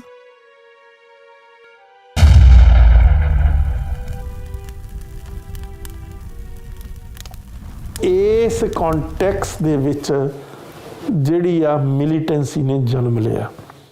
ਕੋਈ ਹੋਰ ਸਾਧਨ ਨਹੀਂ ਛੱਡੇ ਗਏ, ਸੁਪਰੀਮ ਕੋਰਟ ਵਾਲਾ ਸਾਧਨ ਨਹੀਂ ਛੱਡਿਆ ਗਿਆ, ਨੈਗੋਸ਼ੀਏਟਿੰਗ ਟੇਬਲ ਤੇ ਨਹੀਂ ਤੁਹਾਨੂੰ ਜਾ ਕੇ ਕੋਈ ਇਨਸਾਫ ਮਿਲਿਆ। ਤੁਸੀਂ ਪੀਸਫੁਲ ਨੌਨ ਵਾਇਲੈਂਟ ਐਜੀਟੇਸ਼ਨ ਕੀਤਾ ਤਾਂ ਤੁਹਾਨੂੰ ਇਨਸਾਫ ਨਹੀਂ ਮਿਲਿਆ। ਤੁਹਾਡਾ ਜਿਹੜਾ ਸੈਂਟਮ ਸਿੰਟੋਰਮ ਸੀ, ਸਿੱਖੀ ਦਾ ਦਿਲ ਸੀ, ਉਸ ਨੂੰ ਤੈਸ਼ ਨੈਸ਼ ਕਰ ਦਿੱਤਾ ਤਾਂ ਤੁਹਾਨੂੰ ਇਨਸਾਫ ਨਹੀਂ ਮਿਲਿਆ। तो ये सारे कॉन्टेक्स्ट की एक ट्रैजिक स्टोरी है। And in democracy also, though we say democracy is substitute and without violence we can still create an equal society, it is not working out that way. Elections are not fair, courts are not just, press is not impartial, and your other systems of howsoever you may do it, it is actually completely biased in favor of the existing power structure. Democracy is a bulldozer. It's much worse than a dictatorship. Because legitimate government. And legitimate government has done Blue Star, and legitimate government has ordered army, and legitimate laws are made, Armed Forces Special Power Act, and TADA, rest of the country is applauding. So when you are considered anti-Indian, there is a very powerful law in India that can be employed, and that is the law of sedition. ਦੇਸ਼ ਦੀ ਏਕਤਾ ਤੇ ਅਖੰਡਤਾ ਦੇ ਨਾਂ ਤੇ ਕੋਈ ਵੀ ਜੁਰਮ ਮਾਫ ਹੈ ਉਹਨਾਂ ਦਾ। ਸਿਰਫ ਐਸਟੈਬਲਿਸ਼ ਕਰਨ ਦੀ ਲੋੜ ਹੁੰਦੀ ਹੈ ਵੀ ਇਹ ਖਤਰਾ ਹੈ, ਉਹਦੇ ਵਾਸਤੇ ਝੂਠ ਬੋਲਣ ਦੀ ਲੋੜ ਹੁੰਦੀ ਹੈ। ਉਹ ਝੂਠ ਬੋਲਣ ਦੀ ਪੂਰੀ ਕਲਾ ਚਾਹੀਦੀ ਹੈ, ਉਹ ਇਹਨਾਂ ਕੋਲ ਸੀਗੀ। ਮੀਡੀਆ ਇਹਨਾਂ ਦੇ ਨਾਲ ਸੀਗਾ, ਮਾਈਂਡ ਇਹਨਾਂ ਕੋਲ ਹੈਗਾ ਇਸ ਕਿਸਮ ਦਾ, ਜਿਹੜਾ ਨਾ ਵੀ ਕੁਛ ਫੈਕਟਸ ਨੂੰ ਇਸ ਤਰ੍ਹਾਂ ਸਪਿਨ ਕਰਨਾ, ਕੁਛ ਕਨਕੌਕਟ ਕਰਨਾ, ਜਿਵੇਂ ਖੰਭਾਂ ਦੀਆਂ ਡਾਰਾਂ ਬਣਾਉਣੀਆਂ, ਫਿਰ ਗੱਲ ਨੂੰ ਲੌਜਿਕ ਦੇ ਸਿਰੇ ਤੱਕ ਲੈ ਜਾਣਾ, ਉਹ ਸਾਰੀਆਂ ਗੱਲਾਂ ਖਿੱਚ ਕੇ ਵੀ ਇਸ ਤਰ੍ਹਾਂ ਜਿਹਨੂੰ ਬਾਅਦ ਡੈਮਨਾਈਜ਼ ਕਰਨਾ, ਵੀ ਜਦੋਂ ਸਿੱਖ ਵਰਗ ਨੂੰ ਡੈਮਨਾਈਜ਼ ਕਰਤਾ ਤੇ ਲੋਕਾਂ ਨੂੰ ਇਹ ਦਿਖਾਤਾ, ਇਹਦੇ 'ਚ ਇਹ ਕਾਮਯਾਬ ਹੁੰਦੇ ਨੇ। ਇਹਦੇ 'ਚ ਹਿੰਦੂ ਸਮਾਜ ਦੀਆਂ ਸਾਰੀਆਂ ਲੇਅਰਸ ਅਫੈਕਟ ਹੋ ਜਾਂਦੀਆਂ ਸਾਰੀਆਂ। ਭਾਰਤ ਦੀ ਸੱਤਾ ਤੇ ਕਾਬਜ਼ ਇਹ ਫਿਰਕੂ ਸੋਚ ਹਮੇਸ਼ਾ ਦੀ ਤਰ੍ਹਾਂ ਦੁਨੀਆ ਨੂੰ ਮੂਰਖ ਬਣਾ ਰਹੀ ਹੈ ਕਿ ਉਸ ਦੀ ਇਸ ਖੇਡ ਵਿੱਚ ਸਰਕਾਰੀ ਮਸ਼ੀਨਰੀ ਤੋਂ ਇਲਾਵਾ ਰਾਸ਼ਟਰੀ ਤੇ ਅੰਤਰਰਾਸ਼ਟਰੀ ਪੱਧਰ ਦਾ ਸਰਮਾਏਦਾਰ ਵਰਗ ਪੂਰੀ ਤਰ੍ਹਾਂ ਸ਼ਾਮਿਲ ਹੈ। ਮਾਈਨੋਰਿਟੀਜ਼ ਦਾ ਫਿਊਚਰ ਹਿੰਦੁਸਤਾਨ ਦੇ ਵਿੱਚ ਹੀ ਬੜਾ ਕਲੀਅਰ ਹੈਗਾ ਕਿ ਇਸ ਵੇਲੇ ਸਾਰੀਆਂ minority communities the first and second level the leadership ਨੂੰ ਜਾਂ ਤਾਂ ਉਹਨਾਂ ਨੇ ਐਕਸਟ੍ਰੀਮਿਸਟ ਦੇ ਵਾਂਗੂ ਪੇਸ਼ ਕਰ ਦਿੱਤਾ ਹੈਗਾ ਜਾਂ ਉਹਨਾਂ ਨੂੰ ਕੋਆਪਟ ਕਰ ਲਿਆ। Future is bleak. Captain Amarinder Singh ਦੀ ਸਰਕਾਰ ਵੇਲੇ 2004 ਦੇ ਵਿੱਚ ਇਹ SYL ਫੇਰ ਖਬਰਾਂ ਦੇ ਵਿੱਚ ਆਈ ਜਦੋਂ 2002 ਦੇ ਵਿੱਚ ਸੁਪਰੀਮ ਕੋਰਟ ਨੇ ਫੈਸਲਾ ਦਿੱਤਾ ਇਸ ਨਹਿਰ ਨੂੰ ਦੁਬਾਰਾ ਬਣਾਉਣ ਲਈ। 2004 ਦੇ ਵਿੱਚ ਇਹਨਾਂ ਵਾਸਤੇ ਇੱਕ ਬੜਾ ਸੰਵਿਧਾਨਕ ਸੰਕਟ ਖੜਾ ਹੋ ਗਿਆ ਪੰਜਾਬ ਸਰਕਾਰ ਲਈ ਵੀ ਇਹ ਨਹਿਰ ਬਣਾਉਣ ਕਿ ਨਾ ਬਣਾਉਣ, ਕਿਉਂਕਿ ਉਹਨਾਂ ਨੇ ਸੁਪਰੀਮ ਕੋਰਟ ਦੇ ਆਰਡਰ ਸੀ ਇਸ ਨਹਿਰ ਨੂੰ ਫਿਨਿਸ਼ ਕੀਤਾ ਜਾਵੇ, SYL ਨੂੰ ਫਿਨਿਸ਼ ਕੀਤਾ ਜਾਵੇ। ਉਦੋਂ ਬਾਅਦ ਕੀ ਹੋਇਆ, ਕੈਪਟਨ ਅਮਰਿੰਦਰ ਸਿੰਘ ਦੀ ਸਰਕਾਰ ਨੇ ਟਰਮੀਨੇਸ਼ਨਸ ਆਫ ਐਗਰੀਮੈਂਟਸ ਐਕਟ 2004 ਲਿਆਂਦਾ, ਜੋ ਕਿ 12 ਜੁਲਾਈ 2004 ਨੂੰ ਪੰਜਾਬ ਵਿਧਾਨ ਸਭਾ ਦੇ ਵਿੱਚ ਪੇਸ਼ ਕੀਤਾ ਗਿਆ। ਉਹਦੇ ਵਿੱਚ ਇਹਨਾਂ ਨੇ ਇਹ ਲਿਆਂਦਾ ਵੀ ਅਸੀਂ ਜਿਹੜੇ ਪਾਣੀਆਂ ਦੇ ਸਮਝੌਤੇ ਆ ਉਹ ਪਿਛਲੇ ਜਿਹੜੇ ਵੀ ਸਮਝੌਤੇ ਹੋਏ ਇਸ ਡੇਟ ਤੋਂ ਪਹਿਲਾਂ ਉਹ ਸਾਰੇ ਅਸੀਂ ਪੰਜਾਬ ਵਿਧਾਨ ਸਭਾ ਦੇ ਵਿੱਚ ਕੈਂਸਲ ਕਰ ਰਹੇ ਹਾਂ। ਪਰ ਜਿਹੜੇ ਮਾਹਰ ਆ ਪਾਣੀਆਂ ਦੇ ਮਾਹਰ ਆ ਉਹ ਕਹਿੰਦੇ ਵੀ ਇਹਦੇ ਵਿੱਚ ਵੀ ਕੁਝ ਊਣਤਾਈਆਂ ਰਹਿ ਗਈਆਂ ਜਿਹੜੇ ਇਹ ਇਹਨਾਂ ਨੇ ਐਕਟ ਪਾਸ ਕੀਤਾ ਉਦੋਂ। ਇਸ ਐਕਟ ਨੂੰ ਪੰਜਾਬ ਦੀਆਂ ਤਿੰਨੇ ਵੱਡੀਆਂ ਪਾਰਟੀਆਂ ਉਸ ਟਾਈਮ ਦੀਆਂ ਕਾਂਗਰਸ, ਸ਼੍ਰੋਮਣੀ ਅਕਾਲੀ ਦਲ ਅਤੇ ਭਾਰਤੀ ਜਨਤਾ ਪਾਰਟੀ ਨੇ ਸਰਬਸੰਮਤੀ ਦੇ ਨਾਲ ਪੰਜਾਬ ਵਿਧਾਨ ਸਭਾ 'ਚ ਪਾਸ ਕੀਤਾ। ਉਹਦੇ ਵਿੱਚ ਇੱਕ ਜਿਹੜੀ ਵੈਰੀ ਕੰਟਰੀਵਰਸ਼ੀਅਲ ਸੀਗੀ ਕਲੌਜ਼ 5 ਐਡ ਕਰ ਦਿੱਤੀ ਗਈ, ਜਿਹਦਾ ਅੱਜ ਤੱਕ ਵੀ ਰੌਲਾ ਚੱਲ ਰਿਹਾ। ਉਹਦੇ ਵਿੱਚ ਇਹ ਕਿਹਾ ਗਿਆ ਕਿ ਦੂਸਰੀਆਂ ਸਟੇਟਾਂ ਨੂੰ ਜਿੰਨਾ ਪਾਣੀ ਅੱਜ ਦੀ ਡੇਟ ਦੇ ਵਿੱਚ 12 ਜੁਲਾਈ 2004 ਨੂੰ ਜਾ ਰਿਹਾ ਦੂਸਰੀਆਂ ਸਟੇਟਾਂ ਨੂੰ, ਪੰਜਾਬ ਦੇ ਦਰਿਆਵਾਂ ਦਾ ਪਾਣੀ ਨੌਨ ਰਾਈਪੇਰੀਅਨ ਸਟੇਟਾਂ ਅਤੇ ਰਾਈਪੇਰੀਅਨ ਸਟੇਟਾਂ ਜਿੰਨੀਆਂ ਵੀ ਸੀਗੀਆਂ ਉਨਾ ਹੀ ਪਾਣੀ ਉਹਨਾਂ ਨੂੰ ਜਾਂਦਾ ਰਹੂਗਾ। ਇਹ ਕਲੌਜ਼ ਨੰਬਰ 5 ਉਸ ਐਕਟ ਦੇ ਵਿੱਚ ਪਾ ਦਿੱਤੀ ਗਈ ਉਦੋਂ। ਇਹ ਪਹਿਲੀ ਵਾਰੀ ਪੰਜਾਬ ਦੇ ਇਤਿਹਾਸ ਦੇ ਵਿੱਚ ਹੋਇਆ। ਪੰਜਾਬ ਦੇ ਵਿੱਚ ਸਰਕਾਰਾਂ ਚਾਹੇ ਕਿਸੇ ਤਰ੍ਹਾਂ ਦੀ ਵੀ ਰਹੀਆਂ, ਕਈ ਤਰ੍ਹਾਂ ਦੇ ਗੈਰ ਸੰਵਿਧਾਨਕ ਸਮਝੌਤਿਆਂ ਦੇ ਉੱਤੇ ਪੰਜਾਬ ਦੇ ਮੁੱਖ ਮੰਤਰੀਆਂ ਤੋਂ ਸਾਈਨ ਕਰਵਾਏ ਗਏ, ਪਰ ਕਦੀ ਵੀ ਪੰਜਾਬ ਦੀ ਵਿਧਾਨ ਸਭਾ ਨੇ ਜਾਂ ਪੂਰੀ ਵਿਧਾਨਕ ਟੀਮ ਨੇ ਕਿਸੇ ਵੀ ਸਮਝੌਤੇ ਦੇ ਉੱਤੇ ਮੋਹਰ ਨਹੀਂ ਸੀ ਲਾਈ ਜਿਹਦੇ ਵਿੱਚ ਪੰਜਾਬ ਦਾ ਪਾਣੀ ਗੈਰ ਰਾਈਪੇਰੀਅਨ ਸਟੇਟਾਂ ਨੂੰ ਦੇਣਾ ਮੰਨਿਆ ਗਿਆ ਹੋਵੇ। ਇਹ 2004 ਦੇ ਵਿੱਚ ਹੋਇਆ ਜੀ, ਜਦੋਂ ਇਹ ਜਿਹੜਾ ਪੰਜਾਬ ਵਾਟਰਸ ਟਰਮੀਨੇਸ਼ਨ ਐਕਟ 2004 ਪਾਸ ਹੋਇਆ। ਦੇਸ਼ ਪੰਜਾਬ ਦੇ ਅਣਖੀ ਲੋਕਾਂ ਨੂੰ ਘਸਿਆਰੇ ਬਣਾ ਉਹਨਾਂ ਦੀ ਆਵਾਜ਼ ਨੂੰ ਹਮੇਸ਼ਾ ਲਈ ਬੰਦ ਕਰਨ ਖਾਤਰ ਵਿਪਰਵਾਦੀ ਸਰਮਾਏਦਾਰ ਤਾਕਤਾਂ ਆਪਣੇ ਆਖਰੀ ਹਮਲੇ ਦੀ ਪੂਰੀ ਤਿਆਰੀ ਕਰ ਚੁੱਕੀਆਂ ਨੇ ਤੇ ਇਸ ਵਾਰ ਦਾ ਇਹ ਹਮਲਾ 5 ਦਰਿਆਵਾਂ ਦੀ ਧਰਤੀ ਤੇ ਹਜ਼ਾਰਾਂ ਸਾਲਾਂ ਤੋਂ ਵਸੀ ਇਸ ਸੱਭਿਅਤਾ ਨੂੰ पूरी तरह तबाह कर दूं। 10 फीट खोदने से नदी मिल जाएगी मतलब, या मतलब इसका हाँ जाएगी नहीं, मिल गई। हरियाणा राजस्थान विचों दी हुंदी हुई गुजरात दे कच्छ इलाके तक पट्टी जा रही ये नदी कोई इतफाक नहीं है, सगों ये तां सरस्वती नूं प्रगट करन दे दंभ हेठ पंजाब दे बचे खुचे पानी नूं निचोड़न दी तैयारी आ। ओ सरस्वती देवी जिस दी हज़ारां सालां तो तां ये कह के पूजा हो रही आ कि वो प्रयाग च गंगा जमुना दे संगम च मिलण वाली तीजी गुप्त नदी आ त्रिवेणी, पर हुण वो अचानक पंजाब दे मोढा प्रगट हुई। ये नदी उस तरफ से आ रही थी, इस तरफ बह रही थी। और इस तरफ बहती हुई कहाँ जा रही है? रन ऑफ कच्छ की तरफ जा रही है। इस तरफ बहती हुई आगे कुरुक्षेत्र से आगे फिर बाकी जगहों से होती हुई एंड में जाके ये रन ऑफ कच्छ में जा रही थी। अच्छा, सरस्वती नदी का जितना भी हमारा ज्ञान है वो बेस्ड है ऋग्वेद पे। ऋग्वेद कहता है कि ये एक ऐसी नदी थी जो बहुत पानी साथ लेके चलती थी, गरजती थी, और इस नदी में पहाड़ों की श्रृंखलाएं जो हैं वो फूलों की तरह बहा करती थी। तो ये एक तरह से एक जियोलॉजिकल फैक्ट है जो ऋग्वेद में कैप्चर किया गया। इस फैक्ट्स को तो कई बार विवाद भी है कि अलग अलग लोगों ने दावा किया कि एक सरस्वती वो है जो प्रयाग वाली सरस्वती है। एक विवाद है कि जो अफगानिस्तान का जो हिस्सा है वहाँ पे भी एक सरस्वती नदी मिलती है, हेलमन सभ्यता जिसको कहते हैं। अगर ये पानी का चैनल है, धरती के भीतर बहुत सारे पानी के चैनल निकल सकते हैं, तो ये सरस्वती ही क्यों है?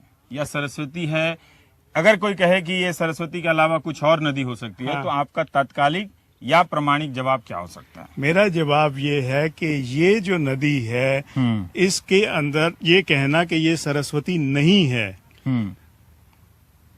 ये सरस्वती नहीं है का भी वही उत्तर है कि ये सरस्वती है। साडे ਲਈ चिंता ਦਾ विषय ਇਹ नहीं कि ਇੱਥੇ कोई नदी ਹੁੰਦੀ ਸੀ ਜਾਂ नहीं। ਜੇ ਹੁੰਦੀ ਸੀ ਤਾਂ ਉਹ ਸਰਸਵਤੀ ਹੀ ਸੀ ਜਾਂ ਕੋਈ ਹੋਰ। ਸਾਡੇ ਲਈ ਤਾਂ ਚਿੰਤਾ ਇਹ ਹੈ ਕਿ ਹਜ਼ਾਰਾਂ ਏਕੜ ਜ਼ਮੀਨ ਐਕਵਾਇਰ ਕਰਕੇ ਅਰਬਾਂ ਦੀ ਲਾਗਤ ਨਾਲ ਪੱਟੀ ਜਾਣ ਵਾਲੀ ਇਸ ਨਦੀ ਨੂੰ ਭਰਨਾ ਕਿਸ ਪਾਣੀ ਨਾਲ ਹੈ? आपके इस ट्रैक के मिलने से इसका सोर्स क्या होता है? तत्कालिक, मतलब तत्कालिक अगर आप ये सोर्स तो इसका जो है वो हायर हिमालयन ही है, ग्लेशिएटेड ही है। तो कई बार कहा था कि सतलज और यमुना के बीच बहती थी, कई बार कहता था कि सतलज ही इसकी सहायक नदी थी। जब हम सरस्वती की बात करते हैं तो ये चीज उसमें पक्का है कि उसमें पानी बहुत था, और पानी बहुत था तो लॉजिकल कंक्लूजन है कि बहुत सी बड़ी नदियां मिलके इसको बनाती होंगी। तो इसके अंदर जो सरस्वती है, इसके बड़ी नदियां मिलके बनाती हैं, बड़ी नदियां मिलके मतलब ये छोटी नदी थी तभी बड़ी नदियां मिलती। नहीं। ਲੱਖਾਂ ਸਾਲਾਂ ਤੋਂ ਅਲੋਪ ਤੇ ਪਿਆਸੀ ਪਈ ਇਸ ਸਰਸਵਤੀ ਨਦੀ ਨੂੰ ਪ੍ਰਗਟ ਕਰਕੇ ਇਸ ਦੀ ਪਿਆਸ ਬੁਝਾਉਣ ਲਈ ਕਿਹੜੇ ਦਰਿਆਵਾਂ ਦੇ ਰੁੱਖ ਮੋੜੇ ਜਾਣਗੇ? ਉੱਤਰੀ ਭਾਰਤ ਦੇ ਖਾਸ ਕਰਕੇ ਪੰਜਾਬ ਦੇ ਦਰਿਆਵਾਂ ਦਾ ਜਿਹੜਾ ਕੁਦਰਤੀ ਵਹਾਅ ਉਹ ਹਿਮਾਲਿਆ ਤੋਂ ਸਮੁੰਦਰ ਵਾਲੇ ਪਾਸੇ ਨੂੰ ਆ, ਉੱਚੇ ਤੋਂ ਨੀਵੇਂ ਪਾਸੇ ਨੂੰ, ਤੇ ਪਾਣੀ ਕਦੇ ਵੀ ਨੀਵੇਂ ਤੋਂ ਉੱਚੇ ਪਾਸੇ ਨੂੰ ਨਹੀਂ ਲਿਜਾਇਆ ਜਾ ਸਕਦਾ। ਇਸ ਕਰਕੇ ਸਰਸਵਤੀ ਵਿੱਚ ਜੇ ਕਿਸੇ ਦਰਿਆ ਦਾ ਪਾਣੀ ਪਾਇਆ ਜਾ ਸਕਦਾ ਤਾਂ ਉਹ ਸਿਰਫ ਤੇ ਸਿਰਫ ਸਤਲੁਜ ਦਾ, ਹੋਰ ਕੋਈ ਪਾਣੀ ਉਹਦੇ ਵਿੱਚ ਪੈ ਹੀ ਨਹੀਂ ਸਕਦਾ ਸਿਵਾਏ ਸਤਲੁਜ ਦੇ ਪਾਣੀ ਦੇ। सर अगर मान लीजिए वो चैनल आपने खुद दिया, वहाँ पे एक पानी, अभी तो ये पानी नहीं है, तो यानी कि उसमें किसी और चैनल से पानी डालेंगे तो किसी ना किसी जो स्वाभाविक चैनल उसके साथ नाइंसाफी होगी ना, उसको भरने के लिए, टूरिस्ट स्पॉट बनाने के लिए। ਜਿਹੜਾ SYL ਕਨਾਲ ਦਾ ਮੁੱਦਾ ਸੀਗਾ, ਇਹ ਤਾਂ ਉਸ ਤੋਂ ਵੱਡਾ ਇੱਕ ਜਿਹੜਾ ਛੜਯੰਤਰ ਰਚਿਆ ਜਾ ਰਿਹਾ, ਜਿਹਦੇ ਵਿੱਚ ਕੱਲ ਇਹ ਕਿਹਾ ਜਾਊਗਾ ਕਿ ਇਹ ਧਾਰਮਿਕ ਮੁੱਦਾ ਬਣਾਇਆ ਜਾਊਗਾ, ਉਹਦੇ ਵਾਸਤੇ ਪਾਣੀ ਖੋਹਣ ਵਾਸਤੇ ਸਾਰੇ ਮੁਲਕ ਨੂੰ ਤਿਆਰ ਕਰ ਲਿਆ ਜਾਊਗਾ। ਤੇ ਉਹ ਪਾਣੀ ਕਿੱਥੋਂ ਆਊਗਾ? ਉਹ ਪਾਣੀ ਨੈਚੁਰਲੀ ਆ, ਜਿਹੜਾ ਸਾਡੇ ਕੋਲ ਅੱਜ 1.5 ਆਬ ਬਚ ਗਿਆ ਹੈਗਾ, ਉਸ ਦੇ ਵਿੱਚੋਂ ਜਿਹੜਾ ਪਾਣੀ ਹੈਗਾ ਆ ਉਹ ਖੋਹ ਕੇ ਉਹਨਾਂ ਨੇ ਦੇ ਦੇਣਾ। SYL 'ਚ ਕੁੱਲ 3.6 ਮਿਲੀਅਨ ਏਕੜ ਫੁੱਟ ਪਾਣੀ ਛੱਡਣਾ ਸੀ। ਜਦੋਂ 1985 'ਚ SYL ਬਣਨੀ ਰੁਕੀ ਤਾਂ ਉਹਨਾਂ 2.1 ਮਿਲੀਅਨ ਏਕੜ ਫੁੱਟ ਪਾਣੀ ਨੂੰ ਰੋਪੜ ਕੋਲੋਂ ਭਾਖੜਾ ਨਹਿਰ 'ਚ ਪਾਤਾ। ਹੁਣ ਬਚਿਆ 1.5 ਮਿਲੀਅਨ ਏਕੜ ਫੁੱਟ ਪਾਣੀ, ਉਹਦੇ ਵਿੱਚੋਂ 450 ਕਿਊਸਿਕ ਹੁਣ ਫੇਰ 1 ਮਈ 2015 ਨੂੰ ਭਾਖੜਾ ਨਹਿਰ ਦੇ ਕਿਨਾਰਿਆਂ ਨੂੰ 2-2 ਫੁੱਟ ਉੱਚੇ ਕਰਕੇ ਉਹਦੇ 'ਚ ਛੱਡਤਾ। ਹੁਣ ਜਦੋਂ SYL ਦਾ ਬਹੁਤਾ ਪਾਣੀ ਤਾਂ ਪਹਿਲਾਂ ਹੀ ਹਰਿਆਣੇ 'ਚ ਜਾ ਰਿਹਾ ਤਾਂ SYL ਤਾਂ ਕੋਈ ਵੱਡਾ ਮੁੱਦਾ ਰਿਹਾ ਨਾ। ਮੁੱਦਾ ਤਾਂ ਸਰਸਵਤੀ ਆ, ਜਿਹਦੇ ਵਿੱਚ ਬਚਿਆ ਪਾਣੀ ਵੀ ਬਾਹਰ ਚਲੇ ਜਾਣਾ ਵਾ। ਪਰ ਜਿਹੜਾ ਇੱਕ ਮੁੱਦਾ ਹੀ ਧਾਰਮਿਕ ਤੌਰ ਦੇ ਉੱਤੇ ਉਭਾਰਿਆ ਜਾ ਰਿਹਾ, ਉਹਦੇ ਅੰਡਰ ਜਾ ਕੇ ਕਿਸੇ ਵੀ ਦੂਜੇ ਜਗ੍ਹਾ 'ਚ ਰਹਿਣ ਵਾਲੇ ਬੰਦਿਆਂ ਦੀ ਜੈਨੋਸਾਈਡ ਜਿਹੜੀ ਆ, ਮੇਰੇ ਖਿਆਲ ਨਾਲ ਆਰਥਿਕ ਤੇ ਜਿਸਮਾਨੀ ਬੜੀ ਸੌਖੀ ਹੋ ਜਾਂਦੀ ਹੈ। ਹੁਣ ਜੇ ਸਰਸਵਤੀ ਨੂੰ ਪੰਜਾਬ ਦੇ ਰਾਹੀਂ ਪਾਣੀ ਨਾ ਵੀ ਭੇਜ ਸਕੇ ਇਹ, ਤਾਂ ਪਲਾਨ B ਵੀ ਤਿਆਰ ਆ। ਜਿਸ ਤਰੀਕੇ ਨਾਲ ਬਿਆਸ ਦਾ ਪਾਣੀ ਹਿਮਾਚਲ ਦੇ ਵਿੱਚ ਟਨਲਾਂ ਪੱਟ ਕੇ ਤੇ ਉਹਨਾਂ ਨੇ ਸਤਲੁਜ ਦੇ ਵਿੱਚ ਰਲਾਇਆ, ਉਸੇ ਤਰੀਕੇ ਨਾਲ ਹੀ ਸਤਲੁਜ ਦਾ ਪਾਣੀ ਵੀ ਸਰਸਵਤੀ ਤੱਕ ਜਾ ਸਕਦਾ। ਸਰਸਵਤੀ ਹੈਰੀਟੇਜ ਬੋਰਡ ਨੇ ਤਾਂ ਇਹ ਪਲਾਨ ਆਲਰੇਡੀ ਪ੍ਰਪੋਜ਼ ਕਰਤੀ ਆ, ਜਿਹਦੇ ਵਿੱਚ 3 ਡੈਮਾਂ ਦਾ ਉਹਨਾਂ ਜ਼ਿਕਰ ਕੀਤਾ, ਆਦਬਦਰੀ, ਲੋਹਗੜ੍ਹ ਤੇ ਹਰੀਪੁਰ। ਇਹਨਾਂ ਜਗ੍ਹਾ ਤੇ ਡੈਮ ਬਣਾ ਕੇ ਪਾਣੀ ਦੇ ਬਹਾਅ ਨੂੰ ਬਦਲ ਕੇ ਹਿਮਾਚਲ ਵਿੱਚੋਂ ਹੀ ਸਰਸਵਤੀ ਦੇ ਵਿੱਚ ਲਿਜਾਇਆ ਜਾਣਾ। ਪਰ ਇਹ ਹੋਊਗਾ ਗੈਰ ਕਾਨੂੰਨੀ। ਅੰਤਰਰਾਸ਼ਟਰੀ ਕਾਨੂੰਨ ਰਾਹੀਂ ਵੀ ਤੇ ਹਿੰਦੁਸਤਾਨ ਦੇ ਕਾਨੂੰਨ ਰਾਹੀਂ ਵੀ ਇਹ ਪੰਜਾਬੀਆਂ ਨੂੰ ਭੁੱਲਣਾ ਨਹੀਂ ਚਾਹੀਦਾ, ਇਹ ਬਿਲਕੁਲ ਗੈਰ ਕਾਨੂੰਨੀ ਹੋਊਗਾ।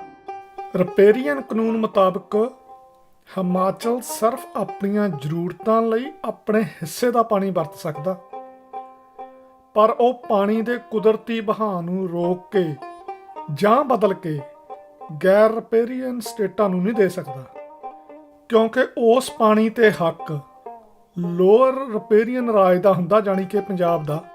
ਪਰ ਭਾਰਤੀ ਸਰਕਾਰ ਨੇ ਸੰਵਿਧਾਨ ਦੀਆਂ ਧੱਜੀਆਂ ਉਡਾ ਪੰਜਾਬ ਦੇ ਇਸ ਹੱਕ ਤੇ ਡਾਕਾ ਮਾਰਿਆ। ਔਰ ਜੇਕਰ ਆਪਾਂ ਇਹਦੇ ਬਾਰੇ ਨਾ ਖਿਆਲ ਕੀਤਾ ਜਾਂ ਅੱਜ ਨਾ ਬੋਲੇ ਤਾਂ ਇਹ ਪੱਕੀ ਗੱਲ ਹੈ ਕਿ ਪਾਣੀ ਉਹਨਾਂ ਨੇ ਫਿਰ ਲੈ ਵੀ ਜਾਣਾ ਆ, ਤੇ ਅਸੀਂ ਨੁਕਸਾਨ ਵੀ ਜਿਹੜਾ ਕਦੀ ਵੀ ਨਹੀਂ, ਅਸੀਂ ਪਿਛਲੀ ਹਿਸਟਰੀ 'ਚ ਨਹੀਂ ਕਰਾਇਆ, ਇਸ ਤੋਂ ਵੀ ਕਿਤੇ ਬਹੁਤ ਜ਼ਿਆਦਾ ਨੁਕਸਾਨ ਜਿਹੜਾ ਕਦੀ ਸੋਚਿਆ ਨਹੀਂ ਹੋਊਗਾ, ਉਹੋ ਜਿਹਾ ਨੁਕਸਾਨ ਹੋਊਗਾ। ਹੋਰ ਪਾਣੀ ਦੀ ਤਾਂ ਗੱਲ ਛੱਡੋ, ਜੇ ਅਸੀਂ ਆਪਣਾ ਪਹਿਲਾ ਜਾਂਦਾ ਪਾਣੀ ਨਾ ਰੋਕਿਆ ਤਾਂ ਪੰਜਾਬ ਨੂੰ ਰੇਗਿਸਤਾਨ ਹੋਣ ਤੋਂ ਕੋਈ ਨਹੀਂ ਬਚਾ ਸਕਦਾ। ਤੇ ਇਸ ਲੁੱਟ ਨੂੰ ਰੋਕਣ ਲਈ ਸਾਨੂੰ 1966 ਦੇ ਰੀਆਰਗੇਨਾਈਜੇਸ਼ਨ ਐਕਟ ਤੇ 2004 ਦੇ ਟਰਮੀਨੇਸ਼ਨ ਆਫ ਵਾਟਰ ਐਕਟ ਦੀ ਧਾਰਾ 5 ਉਸ ਨੂੰ ਮੁੱਢੋਂ ਰੱਦ ਕਰਨਾ ਪਊ। ਪੰਜਾਬ ਦੇ ਜਿਹੜੇ ਸਿਆਸੀ ਨੇਤਾ ਆ ਕਦੀ ਵੀ ਇਹਨਾਂ ਕਲੌਜ਼ਸ ਨੂੰ 78, 79, 80 ਨੂੰ ਰੱਦ ਕਰਾਉਣ ਦੀ ਮੰਗ ਨਹੀਂ ਕਰਦੇ ਸੈਂਟਰ ਸਰਕਾਰ ਤੋਂ, ਜਦ ਕਿ ਅਸਲੀ ਪੁਆੜੇ ਦੀ ਜੜ ਇਹ ਕਲੌਜ਼ਸ ਆ ਇਸ ਸਾਰੇ ਦਰਿਆਈ ਪਾਣੀਆਂ ਦੇ ਝਗੜੇ ਦੀ। ਪੰਜਾਬ ਦੀ ਬਿਜਲੀ ਦੇ ਜੋ ਬਿਜਲੀ ਦੂਸਰੀਆਂ ਸਟੇਟਾਂ ਨੂੰ ਜਾ ਰਹੀ ਆ, ਜਾਂ ਪੰਜਾਬ ਦੇ ਜਿਹੜੇ ਹੈੱਡ ਵਰਕਸ ਨੇ ਦਰਿਆਵਾਂ ਦੇ ਉੱਤੇ ਬਣੇ ਹੋਏ, ਉਹ ਸਾਰੀਆਂ ਜਿਹੜੀਆਂ ਡੈਮਾਂ ਦੇ ਜੋ ਵੀ ਆਪਣਾ ਨਹਿਰਾਂ ਨੇ ਪੰਜਾਬ ਦੇ ਵਿੱਚ, ਸਾਰਾ ਇਹ ਕਲੌਜ਼ਸ ਉਹਦੇ 'ਤੇ ਸੈਂਟਰ ਕੰਟਰੋਲ ਕਰਦਾ ਜੀ। ਇਹ ਜਿਹੜੀਆਂ ਕਲੌਜ਼ਸ ਜਿੰਨੀ ਦੇਰ ਤੱਕ ਅਮੈਂਡ ਨਹੀਂ ਹੁੰਦੀਆਂ ਜਾਂ ਡਿਲੀਟ ਨਹੀਂ ਹੁੰਦੀਆਂ, ਪੰਜਾਬ ਦੇ ਜਿਹੜੇ ਦਰਿਆਈ ਪਾਣੀਆਂ ਦਾ ਕੋਈ ਸੋਲੂਸ਼ਨ ਨਹੀਂ ਨਿਕਲਣਾ। If we want to avoid future violence, we have to start to question the state and its actions. ਗੱਲ ਇੰਪੋਰਟੈਂਟ ਇਹ ਨਹੀਂ ਹੁੰਦੀ ਵੀ ਤੁਸੀਂ ਸਰਕਾਰ ਦੇ ਖਿਲਾਫ ਲੜਦੇ ਹੋ ਕਿ ਨਹੀਂ ਲੜਦੇ, ਗੱਲ ਇਹ ਹੈ ਤੁਸੀਂ ਲੜਦੇ ਕਿਹੜੇ ਪੈਂਤੜੇ ਤੋਂ। ਇਨੀਸ਼ੀਏਟਿਵ ਤੁਹਾਡੇ ਕੋਲੇ ਹੈ ਕਿ ਤੁਹਾਡੇ ਵਿਰੋਧੀ ਕੋਲੇ ਹੈ, ਉਹ ਤੁਹਾਨੂੰ ਕਿਵੇਂ ਖਿਡਾਉਣਾ ਚਾਹੁੰਦਾ ਹੈ, ਕਿਉਂਕਿ ਵਾਰ ਦਾ ਤਾਂ ਪਹਿਲਾ ਅਸੂਲ ਹੀ ਇਹ ਹੈ ਵੀ ਜਿਵੇਂ ਉਹ ਲੜਨਾ ਚਾਹੁੰਦਾ ਉਵੇਂ ਨਹੀਂ, ਜਿਵੇਂ ਅਸੀਂ ਲੜਨਾ ਚਾਹੁੰਦੇ ਅਸੀਂ ਲੜਨਾ। ਜੇਕਰ ਅਸੀਂ ਪੰਜਾਬੀ ਇੱਕ ਮੁੱਠ ਨਾ ਹੋਏ, ਚਾਹੇ ਅਸੀਂ ਪੰਜਾਬ ਵਿੱਚ ਰਹਿੰਦੇ ਹਾਂ ਚਾਹੇ ਪੰਜਾਬ ਤੋਂ ਬਾਹਰ ਰਹਿੰਦੇ ਹਾਂ, ਸਾਡਾ ਕੋਈ ਵੀ ਧਰਮ ਹੋਵੇ, ਸਾਡੀ ਕੋਈ ਵੀ ਆਰਥਿਕ ਦਸ਼ਾ ਹੋਵੇ, ਸਾਨੂੰ ਅੱਜ ਖੜਨ ਦੀ ਲੋੜ ਆ, ਗੱਲਬਾਤ ਕਰਨ ਦੀ ਲੋੜ ਆ, ਨਹੀਂ ਤਾਂ ਭਵਿੱਖ ਵਿੱਚ ਅਸੀਂ ਬੇਆਬ ਹੋ ਜਾਵਾਂਗੇ, ਫਿਰ ਸਾਨੂੰ ਪਛਤਾਣਾ ਹੀ ਪਊਗਾ। ਦੇਸ਼ ਪੰਜਾਬ ਜਿਸ ਦੀ ਹੋਂਦ ਹੀ ਇਸ ਤੇ ਆਬਾਂ ਕਰਕੇ ਹੈ, ਜਦ ਇਸ ਦੀ ਰੂਹ ਇਸ ਦੇ ਪਾਣੀ ਹੀ ਨਾ ਰਹੇ ਤਾਂ ਬੰਜਰ ਹੋਈ ਇਸ ਧਰਤੀ ਦੀ ਨਾ ਤਾਂ ਕੋਈ ਬੋਲੀ ਬਚਣੀ ਹੈ ਨਾ ਕੋਈ ਵਿਰਸਾ। ਔਰ ਇੱਥੇ ਜਿਹੜੇ ਰਹਿਣ ਵਾਲੇ ਲੋਕ ਹੈਗੇ ਆ, ਉਹਨਾਂ ਨੂੰ ਆਪਣਾ ਘਰ-ਬਾਰ ਸਮੇਟ ਕੇ ਕਿਤੇ ਪਾਣੀ ਦੀ ਭਾਲ ਦੇ ਵਿੱਚ, ਰੋਟੀ ਦੀ ਭਾਲ ਦੇ ਵਿੱਚ ਹੋਰਨਾਂ ਜਗ੍ਹਾ 'ਤੇ ਪ੍ਰਵਾਸ ਕਰਨਾ ਪਊਗਾ। ਔਰ ਜਿਹੜੀ ਸਾਡੀ ਇਹ ਗੁਰੂਆਂ ਦੀ ਧਰਤੀ ਹੈ, ਜਿਹਦੇ ਨਾਲ ਸਾਡਾ ਪਿਆਰ ਆ, ਉਹ ਜਿਹੜੀ ਹੈਗੀ ਆ ਉੱਥੋਂ ਦੇ ਰਹਿਣ ਵਾਲੇ ਜਿਹੜੇ ਵਸਨੀਕ ਨੇ, ਉਹ ਕਿਸੇ ਨਾ ਕਿਸੇ ਦਿਨ ਫਿਰ ਆਪਾਂ ਮਿਊਜ਼ੀਅਮ 'ਚ ਦੇਖਿਆ ਕਰਾਂਗੇ ਕਿ ਇਹੋ ਜਿਹੇ ਪੰਜਾਬੀ ਸੀਗੇ, ਇਹੋ ਜਿਹਾ ਇਹਨਾਂ ਦਾ ਕਲਚਰ ਸੀਗਾ, ਇੱਦਾਂ ਦਾ ਰੰਗਲਾ ਪੰਜਾਬ ਸੀਗਾ। ਉਹ ਰੰਗ ਰੂੰਗ ਖਤਮ ਹੋ ਜਾਣੇ ਆ, ਇੱਕੋ ਹੀ ਰੰਗ ਰਹਿ ਜਾਣਾ, ਉਹ ਮਿੱਟੀ ਦਾ, ਉਹ ਰੇਗਿਸਤਾਨ ਬਣ ਜੂਗਾ। ਪੰਜਾਬ ਦਾ ਹਜ਼ਾਰਾਂ ਸਾਲਾਂ ਦਾ ਇਤਿਹਾਸ ਆ, ਕੋਈ 100-200 ਸਾਲ ਦੀ ਗੱਲ ਨਹੀਂ। ਇਹਨੇ ਵੱਡੇ ਵੱਡੇ ਜਾਨਵਰਾਂ ਦੇ ਮੂੰਹ ਮੋੜੇ ਨੇ। ਇਹ ਇਸ ਮਿੱਟੀ ਦੀ, ਇਸ ਪਾਣੀ ਦੀ ਖਾਸੀਅਤ ਆ। ਨਿਸ਼ਾਨਾ ਵੀ ਇਹਨੂੰ ਇਸੇ ਕਰਕੇ ਬਣਾਇਆ ਜਾ ਰਿਹਾ ਕਿ ਇਸ ਧਰਤੀ ਨੂੰ ਹੀ ਉਜਾੜ ਦਿਓ। ਜੇਕਰ ਅਸੀਂ ਆਪਣੇ ਪੰਜਾਬ ਦੇ ਪਾਣੀ ਨੂੰ ਨਾ ਬਚਾ ਸਕੇ, ਸਾਡਾ ਜਿਹੜਾ ਨਾਂ ਪੰਜ ਆਬੀ ਜਾਂ ਪੰਜ ਆਬ ਤੋਂ ਬਣਿਆ ਆ, ਜਿਹੜਾ ਕਿ ਅੱਜ 1.5 ਆਬ ਤੇ ਖੜਾ ਆ, ਇਹ ਆਬ ਜਦੋਂ ਸਾਡੇ ਕੋਲ ਨਾ ਰਿਹਾ ਤਾਂ ਸਾਡੀ ਹੋਂਦ ਵੀ ਇਸ ਦੁਨੀਆ ਤੋਂ ਮੁੱਕ ਜਾਊਗੀ। ਤੇ ਇਸ ਵਾਰ ਦਾ ਇਹ ਹਮਲਾ ਆਖਰੀ ਹੋ ਨਿਬੜੂ ਜੇ ਅਸੀਂ ਕੁਤਾਹੀ ਕਰ ਗਏ।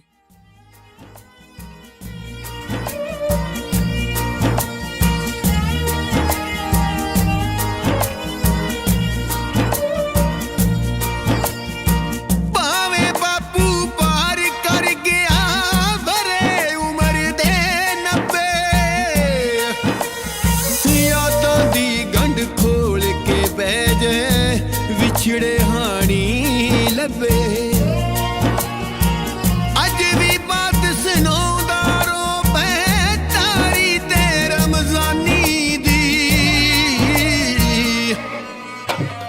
ਇੱਕ ਬਲਦਾਂ ਦੀ ਜੋੜੀ ਦੇ ਨਾਲ ਇੱਕ ਤਲਵਾਰ ਕਮਾਨੀ ਦੀ, ਇੱਕ ਬਲਦਾਂ ਦੀ ਜੋੜੀ ਦੇ ਨਾਲ ਇੱਕ ਤਲਵਾਰ ਕਮਾਨੀ ਦੀ, ਇੱਕ ਬਲਦਾਂ ਦੀ ਜੋੜੀ ਦੇ ਨਾਲ ਇੱਕ ਤਲਵਾਰ ਕਮਾਨੀ ਦੀ।